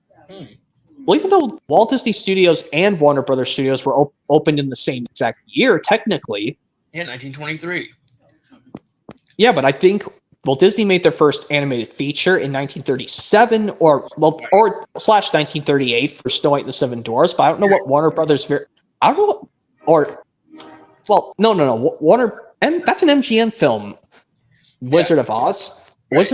I think MGM opened before Disney. I don't know. I'll have to see when MGM Studios opened. And also, so for Snow White, that premiered in the Carthay Circle Theater in L.A. in 1937. But then 2 months later, in February 1938, is when it officially opened in theaters everywhere. Of course. Yeah, but I don't know what was the very first MGM film, because I don't know when MGM Studios opened. Because I kept saying Warner Brothers. No. That's an MGM film, The Wizard of Oz. Right. I don't know when MGM Studios opened. I think either before or after Disney. That's why. Because I know Columbia Pictures opened a year after Disney Studios opened. Mm-hmm. 1924. And celebrating 100 years. Yep. And they should release some movies on 4K in honor of the company's 100th anniversary. And in honor of Columbia's 100th anniversary, you probably told you this, but they brought all the Spider-Man movies back in theaters in honor of Columbia's anniversary. But yeah, I'll say this one last time. Journey Beyond Sodor, I recommend this to Toss fans who enjoyed Wizard of Oz and Alice in Wonderland. MGM's The Wizard of Oz and Disney's Alice in Wonderland. Right. But if you guys don't get scared over the Frankie crying, well, then I understand that too. And last but not least, this one to round it up with releases with Mark Morraghan narrating Christmas on Sodor. Right. At least, yeah, this one's the last episode released before the Big World, Big Disaster film came out. Big World, Big Adventures. Yeah, more like Big World, Big Disaster. Because that Big World, Big Adventure series was a big failure, and that's why they ended the show. Well, the movie wasn't too bad, but I wish the series just stopped after the movie, because I don't like it and the seasons after following the movie that these two girls replaced Henry and Edward in the main cast. And Thomas is now the narrator. They don't have a person narrating the series anymore. Couldn't they just hired one of these two Mark actors after Mark Morraghan couldn't even do it anymore? Hold on. Green Tank Engine says I just ordered Fun with Thomas sampler DVD. That's cool, Green Tank Engine. I have that sampler DVD too, Fun with Thomas, that one with Thomas and Duck on the cover. But anyway, yeah. Edwards here asks, have you seen the Shrek 20th anniversary movie versions in theaters? No, I didn't see those. I had those films on physical media before. Why would I need to watch a film again when I literally watched it before? That's my thing with my movies, even though I want to watch them again just for old time's sake. All right, well, I do remember Derek Delgado. But I did experience Shrek 2 on the big screen in honor of its 20th anniversary back in April, when they brought it back in theaters in April. I mean, it's Spider-Man 2. Spider-Man 2 has already come back to theaters, I think, because you said this year is Columbia Pictures' 100th anniversary. Maybe Spider-Man 2 came back to theaters already. It did. All the Spider-Man movies came back to theaters. I don't know if they're still playing, though. They might have took them out. I think they're mostly played in IMAX. Terrence Breaks the Ice reference recalls the events all the way back to Thomas meeting Terrence all the way back in season 1, the episode Terrence the Tractor. Or I guess some people like to call Terrence's debut episode simply called Terrence the Tractor instead of calling it the clunky, too cluttered up Thomas, Terrence, and the Snow. Right. But this one, at least the plowing field where Terrence was plowing, at least the dialogue was said in the flashback. But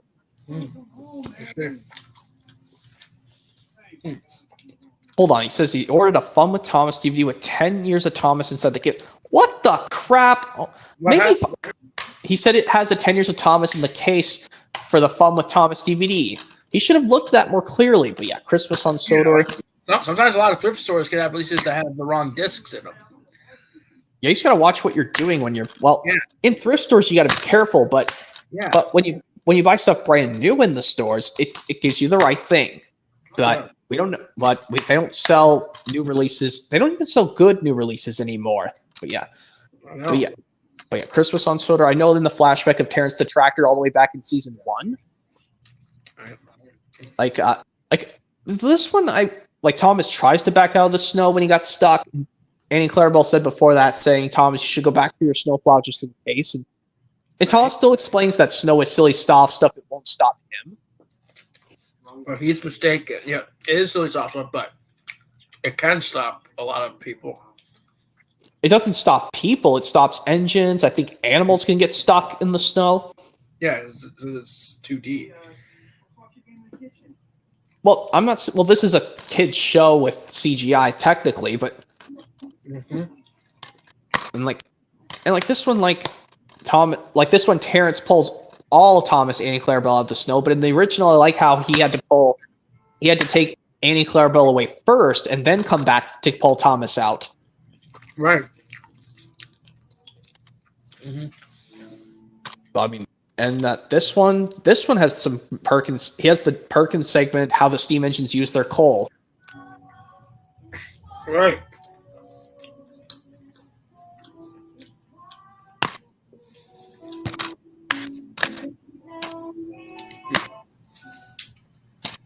Also,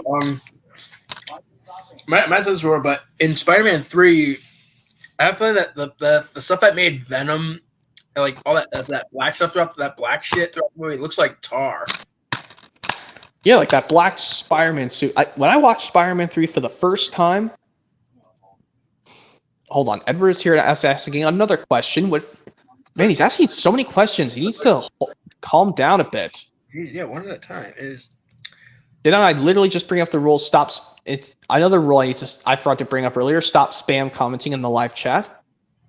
Should he be given a last warning? Yeah, I should give him a warning. Oh my god! One more. If I'm giving you another warning, Edward is here. If you keep spam commenting in my live chat, I'm gonna have to ban you from. Well, I don't want to. Well, you keep putting them, and you're keeping me less time to show the collection. Yeah, what part of no spamming don't you understand, Cameron? Edward is here, rather. Here, I banned him. Okay.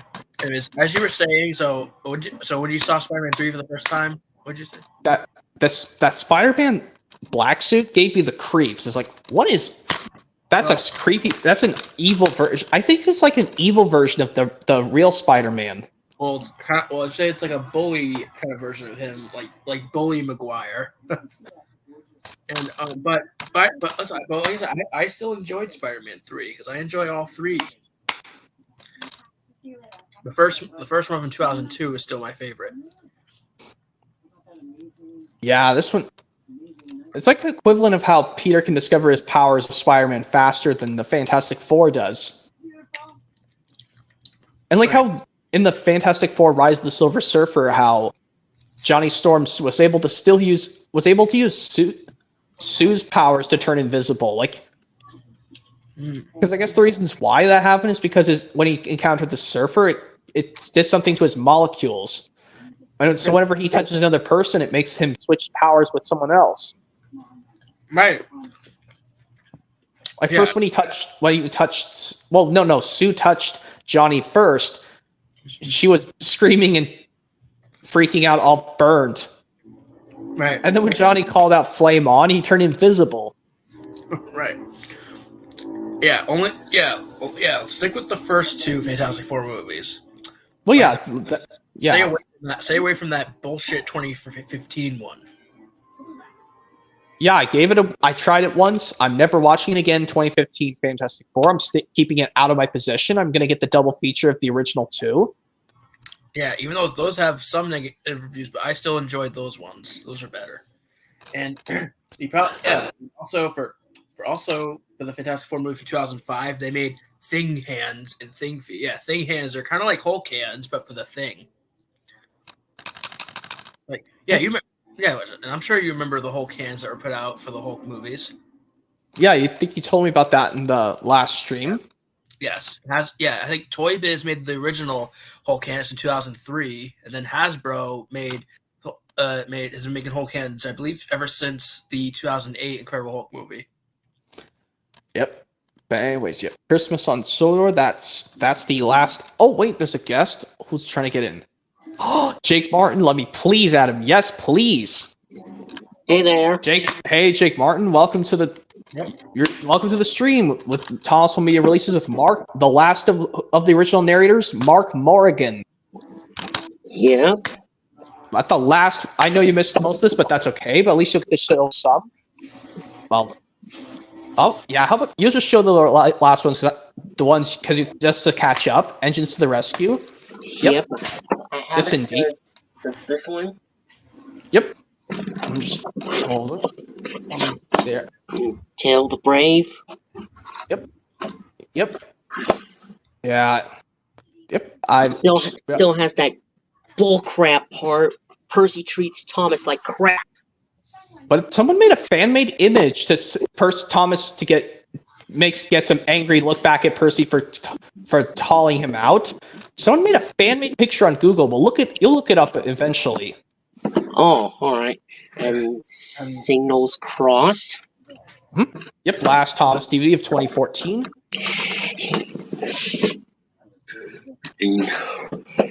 Whale of a Tale with season 19. Both our copies are identically the same, with no pink filters on Thomas's face. Well, for Cranky, he does have a tiny little pink mark on it.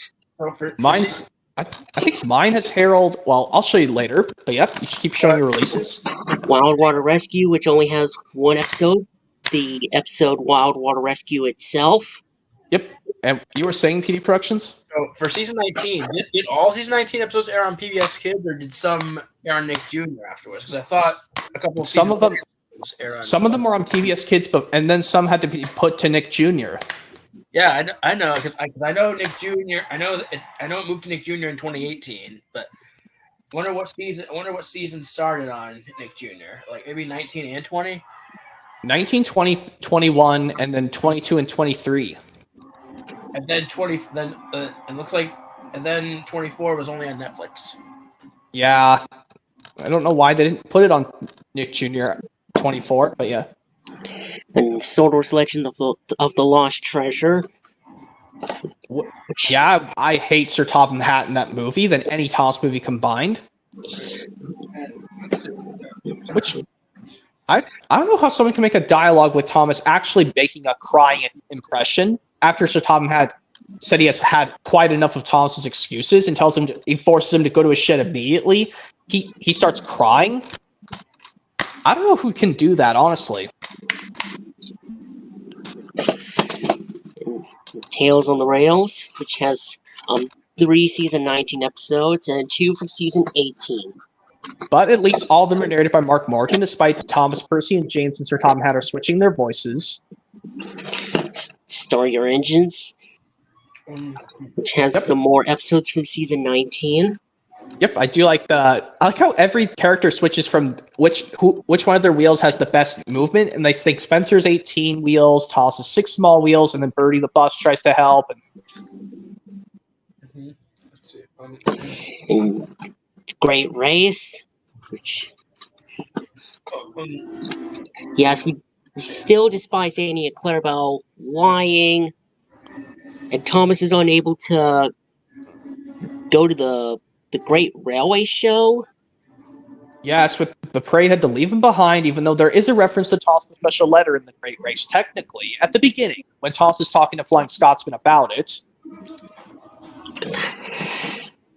But even though luckily he was still able to go. Because Victor said he couldn't take it to Gordon, because Victor couldn't leave the Steamworks and his wheels wouldn't make it because his wheels are not standard gauge. Ultimate Friendship Adventures. Hey, Entertainment and Universal, can you please take the Thomas the Babysitter off and replace it with Helping Hero? Please. Yeah, what was their Hit Entertainment and Universal and Mattel's problem? All three of those people. Extraordinary Engines has season 20 episodes. Oh, the Ultimate Friendship Adventures has 5 episodes from both season 19 and 20. Yep. And here's the last one, Journey Beyond Sodor. Yep. And the last one I have with Mark Morraghan as the narrator is Christmas on Sodor, because we don't count the Blubba movie, and there were a decent amount of Ringo Starr American releases, but that were not enough to compete with a lot of Mark Morraghan and Michael Brandon.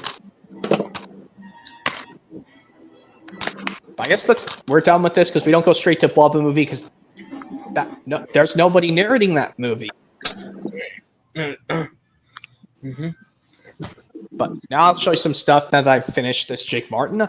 Here's my 3-speed engine while I should it fast. Look, this is the Easter edition cover that I took from the other copy, but I put into this copy with the booklet and the Start Your Kids on the Right track sheet.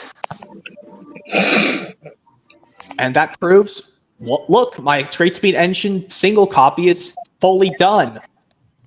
Whoa! And the same thing with, well, let's just show them in a pattern rather. We said this before, Dragon Tales Let's Share Let's Play DVD, but what's this? Look at this. It's a shiny disc copy. Oh, it must be holographic. Yep, a holographic shiny disc artwork of Max and Emmy. Mm-hmm. I'm probably going to replace, despite these little marks on the inside, at least the disc will work, that's good. All right. I'll be right back. I'm going to throw my plate. I'm going to put my plate in the dishwasher. Okay. Yeah, delicious pizza. Yeah, Friday is like takeout day, I should say. Also, Friday nights. Also, Friday nights used to be sometimes Blockbuster nights because Blockbuster used to be busy every Friday night. That's the recall. That's a callback to the old Blockbuster days. Same with Hollywood Video. But too bad they're out of business. Yeah, and even libraries don't have VHSs anymore. Right, but they have a lot of DVDs and Blu-rays and video games now. I mean, I've never been to the very last Blockbuster remaining in the States. Oh yeah, because that's only in Bend, Oregon. Wait, yeah, the state. I know what state you're talking about. Yeah, the one that starts with the letter O. Yeah. Okay. Anyways, be right back. Okay, it's just me. Jake Martin will be talking. But yep. Yeah, but I can't give you my old Let's Share Let's Play, Jake Martin. Just have to do it yourself. Yes. Yep. Since in the 6 days I'll be 26. Well, yes, Yep. Makes sense. And also in 2 weeks is the 5-year anniversary of Pixar's Toy Story 4. Which I know you don't have that and 3 on DVD yet. Or on my iPad, of course. Oh, yeah. Because I know that iPad used to have there for watch movies, but now don't. Well, the DVD can be easy to find of Toy Story 4 as well as 3. But I still don't know what Toy Story 5 is going to be happening. Well, my iPad has the iTunes store, so... Oh, okay. Well, I don't use that stuff anymore, but anyway. And now, let me show you...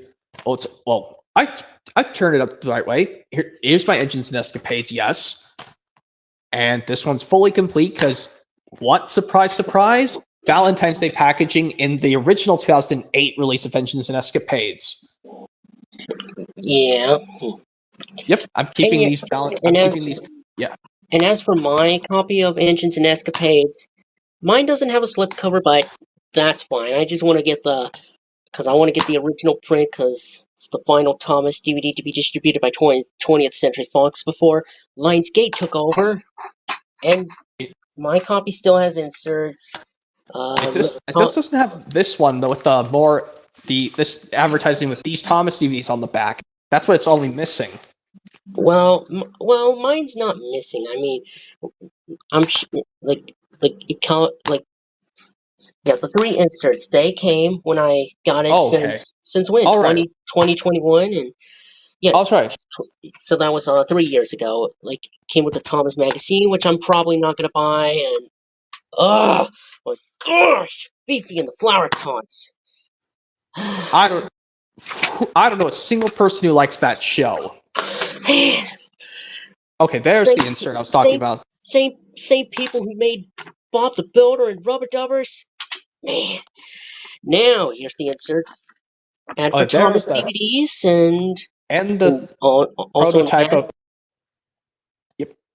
Yep, and the prototype for The Great Discovery, which 20th Century Fox was originally going to distribute this movie, but this final one, Lionsgate took over.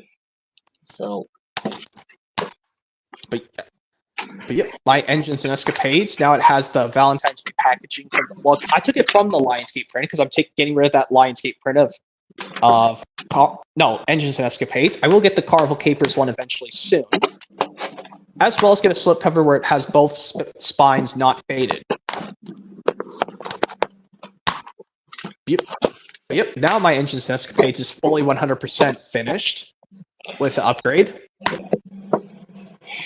And as for Carnival Capers, I'm fine. I mean, I don't need to get another slipcover. I mean, I know the spine is faded, but the other one is not. But I don't care. I just like having my stuff displayed nicer. But yes, I think there's some tape on those sticky residues. I'm probably gonna take those pieces of tapes off and probably use alcohol and goo gun. They remove sticky residues, so I think I did it on one of my DVDs. The SpongeBob DVD, where's Gary? I got it doesn't have the sticky residue and that piece of tape on, so got rid of it with alcohol and goo gun on the front and the back. So sorry I haven't shown any physical media in quite a while. I know, you've been really busy with your dinner stuff.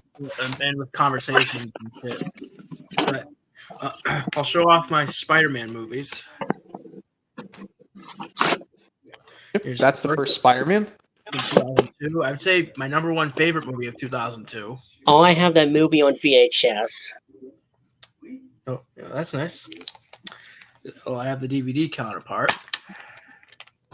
There's disc 1, which has Spider-Man, and disc 2, which has Green Goblin. Yeah, and like I said, that's the movie I was talking about. They do have the old singular adverts before they changed to AT&T. Oh yeah, singular. Yeah, because I think there was a little reference or ad for that, like in the Times Square footage that was shown like during the Unity Festival. But then Green Goblin came in and wrecked the whole thing. Out am I? Oh man, Green Goblin has the most. His tacky laugh is almost as good as like the Joker's laugh from Batman. Hello, my dear. I could really do Green Goblin, his voice. He's probably my favorite Spider-Man villain. And also, so yeah, that was Spider-Man 1. Here's Spider-Man 2. This one has Dr. Octopus. Yep, Doc Ock. Yeah, or Dr. Octavius, is what I usually call him. Yeah, some people like to say Doc Ock. Yeah, well, I mean, he is an octopus technically, but he just has robot arms. Right. He's a great villain too. I mean, Spikey looks like he's a real human, but he's just got like the claws around his body. Yeah. When he was while he was demonstrating it, like while he was talking about like a machine, and he also talked about the tritium that he wanted as well. And the way that Spider-Man, aka Peter Parker, stopped that train on the subway in the Spider-Man 2 film, I think it was much better than when Mr. Incredible tried to do it at the beginning of the first Incredibles. Right. Because both those, Because both had subway reference. Both had subway treatment. Those both came out in 2004. But the second Spider-Man came out in late 2004 on VHS and DVD, but Incredibles didn't come out until 2005 on VHS and DVD. Exactly. Anyway. And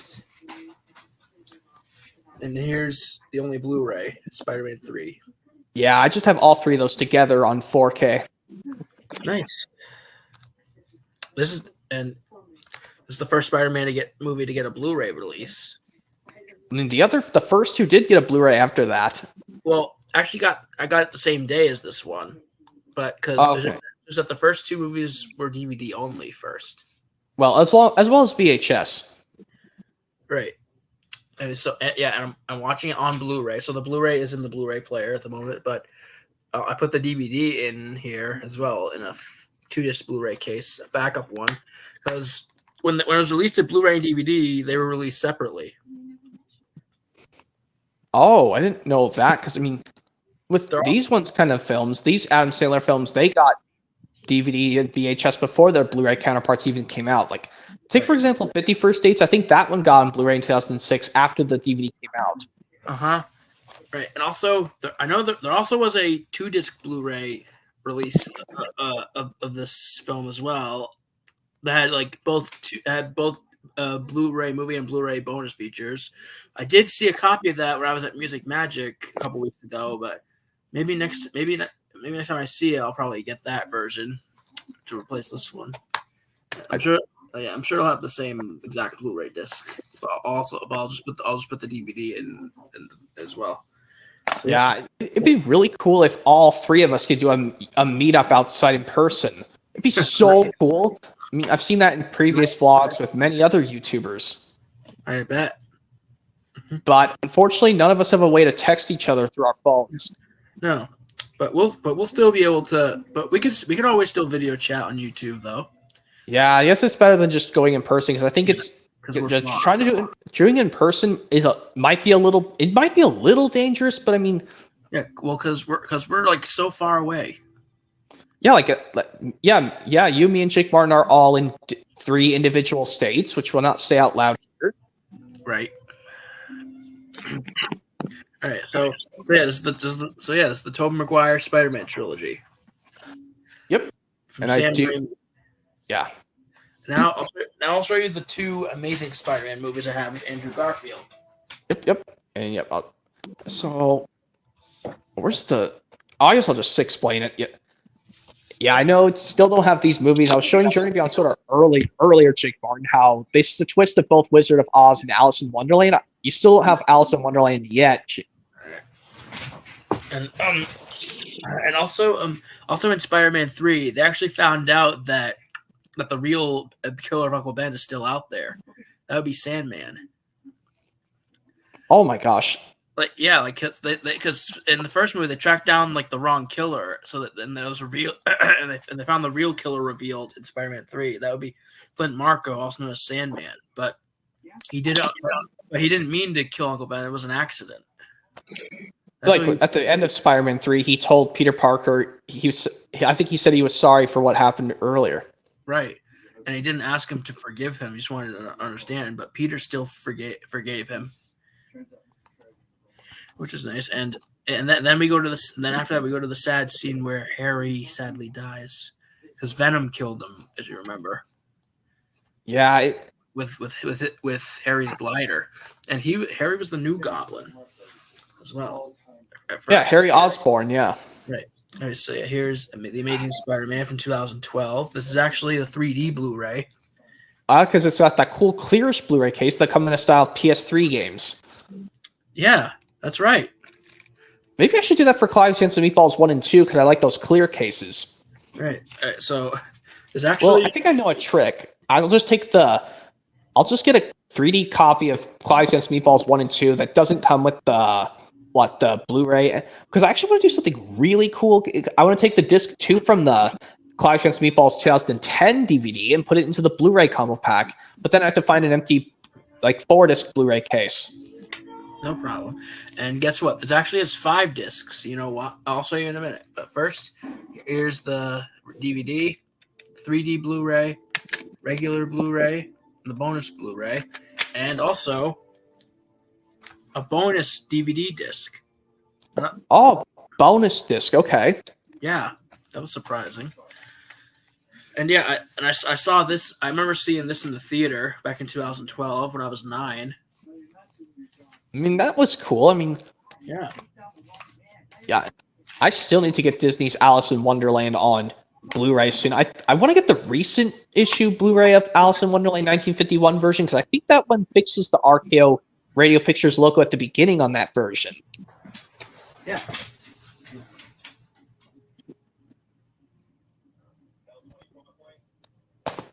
All right, and now here's the last Spider-Man movie that I have.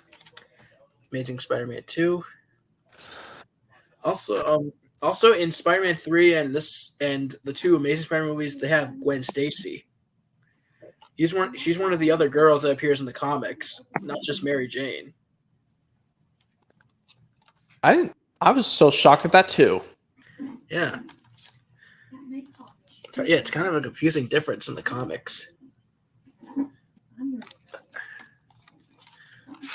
I saw this in the theater as well. And happy 10th anniversary to this sequel. Oh yeah, I think it came out May 2014. So happy a couple weeks late for that film. 10th anniversary. And this has Green Goblin, while the first one has the Lizard. But instead, it doesn't. But this one does not have Willem Dafoe playing Green Goblin. It has someone else. I think.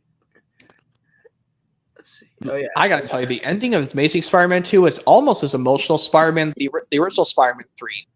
Right. So yeah, there's the Blu-ray and DVD,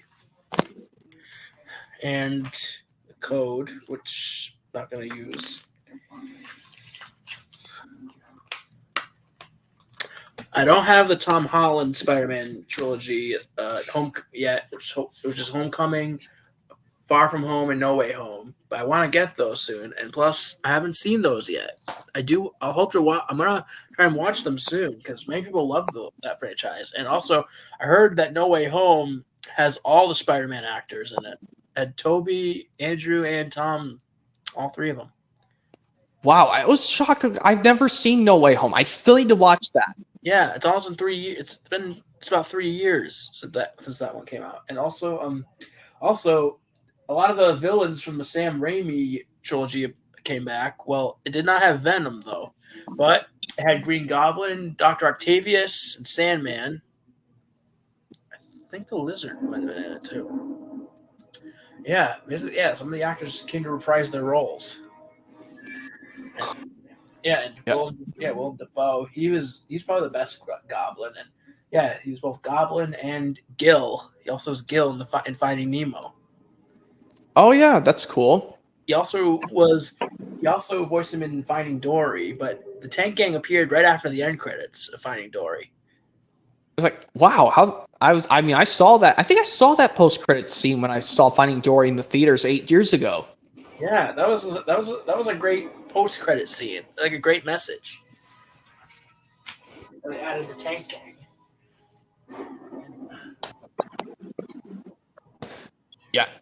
Yeah. Also, tearing up this Jake Barn, how I'm showing the Great Race because I need to tell you this. How I know I hate when the parade had to leave Thomas, the parade part when everyone had to go except for Thomas, but at least they made a reference to Thomas with a special letter in the Great Race technically. Very nice. Which I liked, which was cool. And Gordon's brother, Flying Scotsman, finally got to talk. Right. And I don't know. And yeah, Philip was. Well, no. Benny was such a meanie to Philip. But even though Philip literally said sorry, and Vinny was such a meanie butthead to him. when Philip literally said sorry. But he's probably Should have said. Well, after like Philip says sorry, he says, and Vinny says, "Yeah, well, you better watch where you're going." Oh. Instead of just saying it's okay, just please be careful where you're going next time, please. Because Vinny's such a meanie butthead. I think he's more meaner. I think he's more meaner than Spike from Rugrats. Dragon Tales. Dragon Tales. Because like every time like seeing this like with Philip against Vinny is like still the jerky Spike being a bully to Cassie. I see this as the Spike being a bully to Cassie like this. Seeing these two. Oh yeah, hold on. Sorry, I was typing in one of my videos. So what were you saying? How Vinny being a meanie to Philip is kind of like the equivalent of Spike the Dragon from Dragon Tales being a meanie to Cassie. Right. Also, I think it's 9. I think it's. What were you saying? Well, yeah, I said it's like being the meanie Spike being a jerk to Cassie is like these two. Oh yeah, that's right. And I think it's 9:30. I mean, I can still, if you just want to go, Peter Production, that's fine. Me and Jake Barton can still talk for a few more minutes. Okay. Well, hold on. No problem. In that case, thank you so much, Mark, and sorry about the few pizza interruptions. No, it's okay. Yeah, I know you don't want to have to restart this live stream. No, I didn't have to restart. I know you had to keep your mic off when you had to. Yeah, and I had to stay in the living room to keep my eye out for that pizza. Yeah, it's really important to keep your eyes up for something. Yeah. You don't want to miss the pizza guy. But anyways, sorry if I didn't show too much physical media, but no, it's okay. At least you have to show just Spider-Man stuff because you were watching Spider-Man 3. Right, and Spider-Man's still my favorite superhero of all time. Him as well, along with the Hulk. Also, before I leave, Spider-Man 3 like had Sandman and Venom, and also had the new Goblin. Right, and yes, Sandman, he was pretty tough. He was like as tough as the Thing and the Hulk. And also at the end, you probably remember Sandman grew like so giant that he was almost kind of like Perfect Chaos from Sonic Adventure 1. Yeah, I noticed that too. He kind of looked a little bit like actually, and Abomination from the 2008 Incredible Hulk movie kind of looked a little bit like Sandman. That too. Well, their faces or their designs. Well, yeah. I mean, and also Stan Lee made a lot of cameos in Marvel movies. Yep, so many of them. He also made an appearance at the end of Big Hero 6 as well. Oh, that's cool. Well, anyways, thank you so much once again, sir. I can't wait for Sure, of course. Really excited for the next live stream and to infinity and beyond. All right, and happy almost birthday once again. Yep. Thanks. Yep. I'll see you on your birthday live stream. Yep. I'll see you there. All right. Good night, Mark. Peace out. Night. All right. Yep. It's just you and me, Jake Barton, for the remainder of 12 minutes. My goodness, did PD Productions call you? Use your actual name? No way. Well, just like yes. At least I just call you just Jake, not your actual real name. I just say Jake, nothing else. Wait. But yeah, it's Great Screen Engine. Like I said, I showed you earlier, it's fully 100% done. But if I get that 2007 set with this, Sneeze versus Diesels and Solar Celebration, well, I want to do something cool, but I want to do something really, really cool. Is get the Wooden Train bonus pack of this release with Trevor. Oh, shoot, my headphones were not turned up all the way. But here we go. This should be better. Here we go. This should be better. But anyway. That was my fault, but anyway. Straight screen engine. Yeah.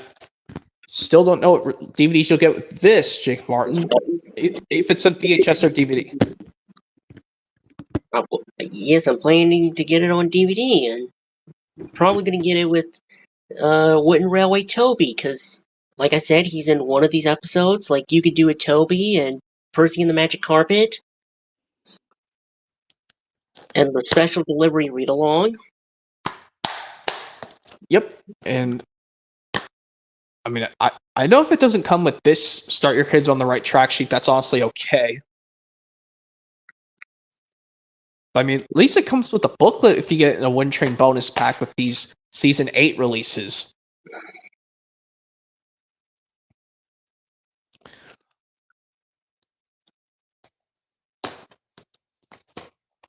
And I know, yes, still trying to get this with the Best of Thomas. Yes, on DVD. Yep. I didn't bring Best of Thomas with me, but that's okay. But at least I get to show you the different version of Let's Show, Let's Play. Now, at least the only one I'm missing with an insert is Dragon Tales, Yes We Can.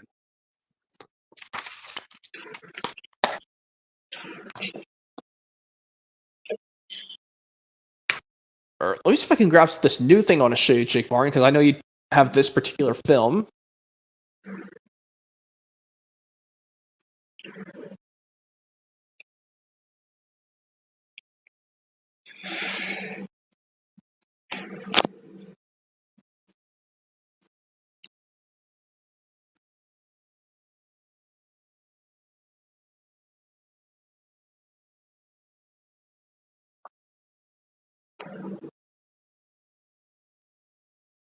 All right, here it is. Homeward Bound 2 movie collection. Oh, the first and the second. As well, I'm going to get the original Incredible Journey on VHS and DVD. First time instance, I'm going to have a very old film on both VHS and DVD. Is the original Incredible Journey.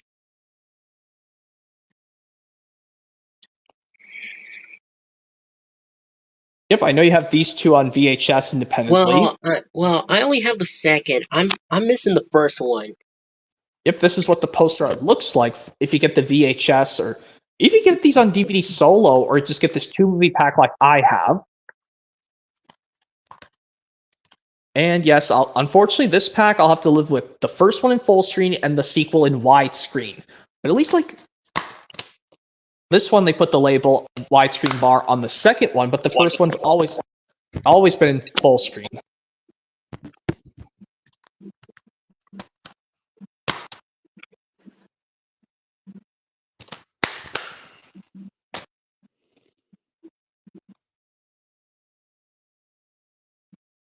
Excuse me, my tiny burp there. But anyway, here's Legend of the Lost Treasure, which I think I sent this earlier before you came in, Jake Barton. This is not recommended for a young kid. Nope. Because then a kid comes crying and whining to his mom, me saying, "Take this back to the store. I hate this movie."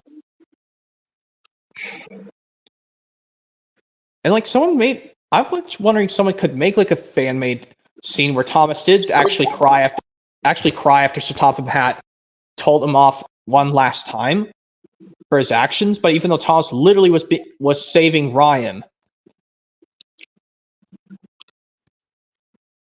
Yeah, even like bossy people in charge of a railway, they should get fired from giving him such an attitude.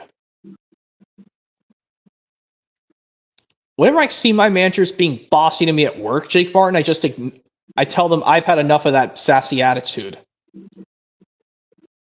This is what another thing of Sir Tom Hatt being a stupid idiot and bossy head to Thomas. Reminds me of sometimes my bosses can be somewhat give bossy orders to me.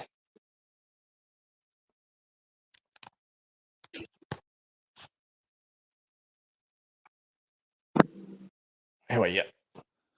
But at least like but I think of like another thing when I try to react these parts in Lost Treasure is like when I try to act the parts with Sailor John asking Thomas where is his treasure, but Thomas told Sailor John that the pirate treasure wasn't his and it didn't belong to the pirates.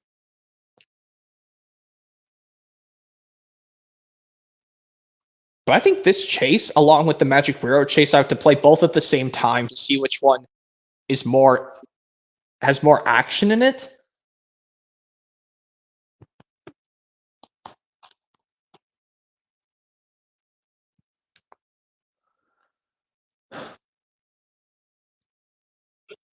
Yeah, and I even made a post earlier well, I think I did it yesterday. Did I? No, I think I did it. I don't know when I think I did it. Well, I'll just say I made it this cool post of saying, I used this picture of Junior sitting on his bottom from the scene in Late in the Scam's Adventure when Scam's about to make another mess around the house, telling the guys on YouTube, I'm glad I'm staying away from that Dragon Tales Finn's Blanky episode.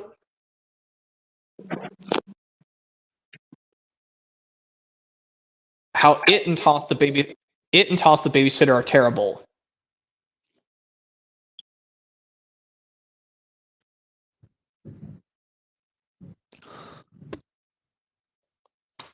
Which reference to this.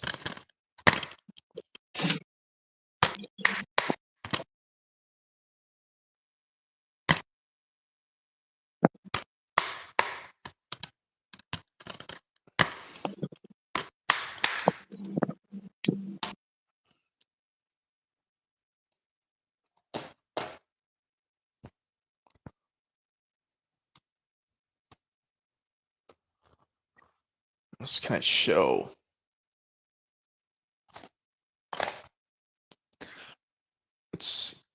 Oh yeah, I'm trying to think of what else to do for my next toss upgrades for my collection, because to find that 3-disc pack with its Great Speed Engine, Sword Celebration, and Steamies vs. Diesels. And maybe I could find a way to have 2 identical versions of its Great Speed Engine on DVD, both without the Fox reprint disc.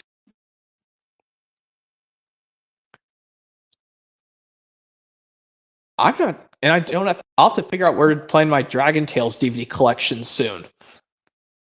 Since I do have almost all the releases with an insert. I'm just missing Dragon Tales Yes We Can with an insert.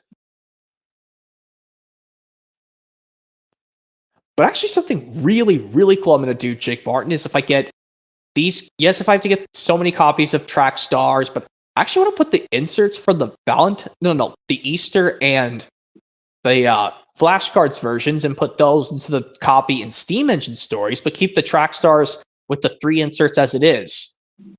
Just so I'm not cramming up the copy too much. Or even though I'll try it to see if it works with all those paper from the cover versions of Track Stars. The flashcards and the Easter version. But I'll probably put the flashcards insert on top of the Easter one of Track Stars.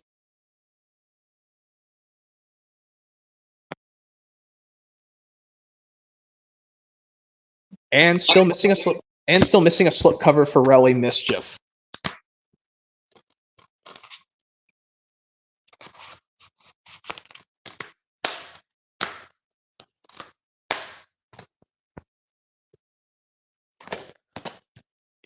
I'm showing Thomas Snowy Surprise fast because I've got a few minutes left. So I think I might get the single disc copy of Snowy Surprise and just have it solo, because then I could just take like these other Christmas releases, and I mean, even though Toss the Snowy Surprise looks almost the same all versions, the one I like the most is the CD version.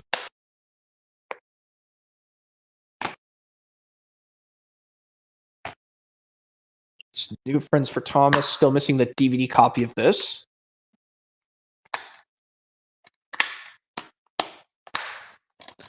Yeah, still that error there. Take the extra funnel Spencer away, hit entertainment.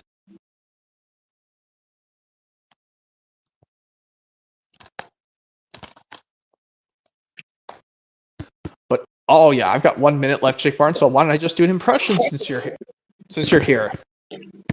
Okay. Okay, let me see if this is good enough. Okay, let me do this impression fast since it's almost 9:45. Well, since I've got a minute left, rather. Oh yeah, this one I'm gonna probably absolutely like this.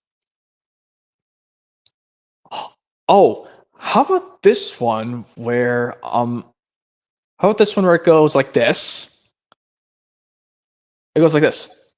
Hello, Percy, he called, and he took off blowing cinders and ashes everywhere. Not again, cried Percy. I want a wash down. Usefulness before cleanliness, reminded his driver. I want to be useful where I can't get dirty, Percy huffed. There's a load of sugar going to the chocolate factory, his driver said. We could take the sugar cars. Sugar, said Percy. That's nice and clean. Percy was pleased. Percy's Chocolate Crunch. Yes, from Surprise Surprise, the home media product itself. My favorite season 6 episode of Thomas, where Percy is the lead. Yep. Okay, well, I'll let you go, Jake Barton. It's 9:45. Yep, also known as 8:45, of course.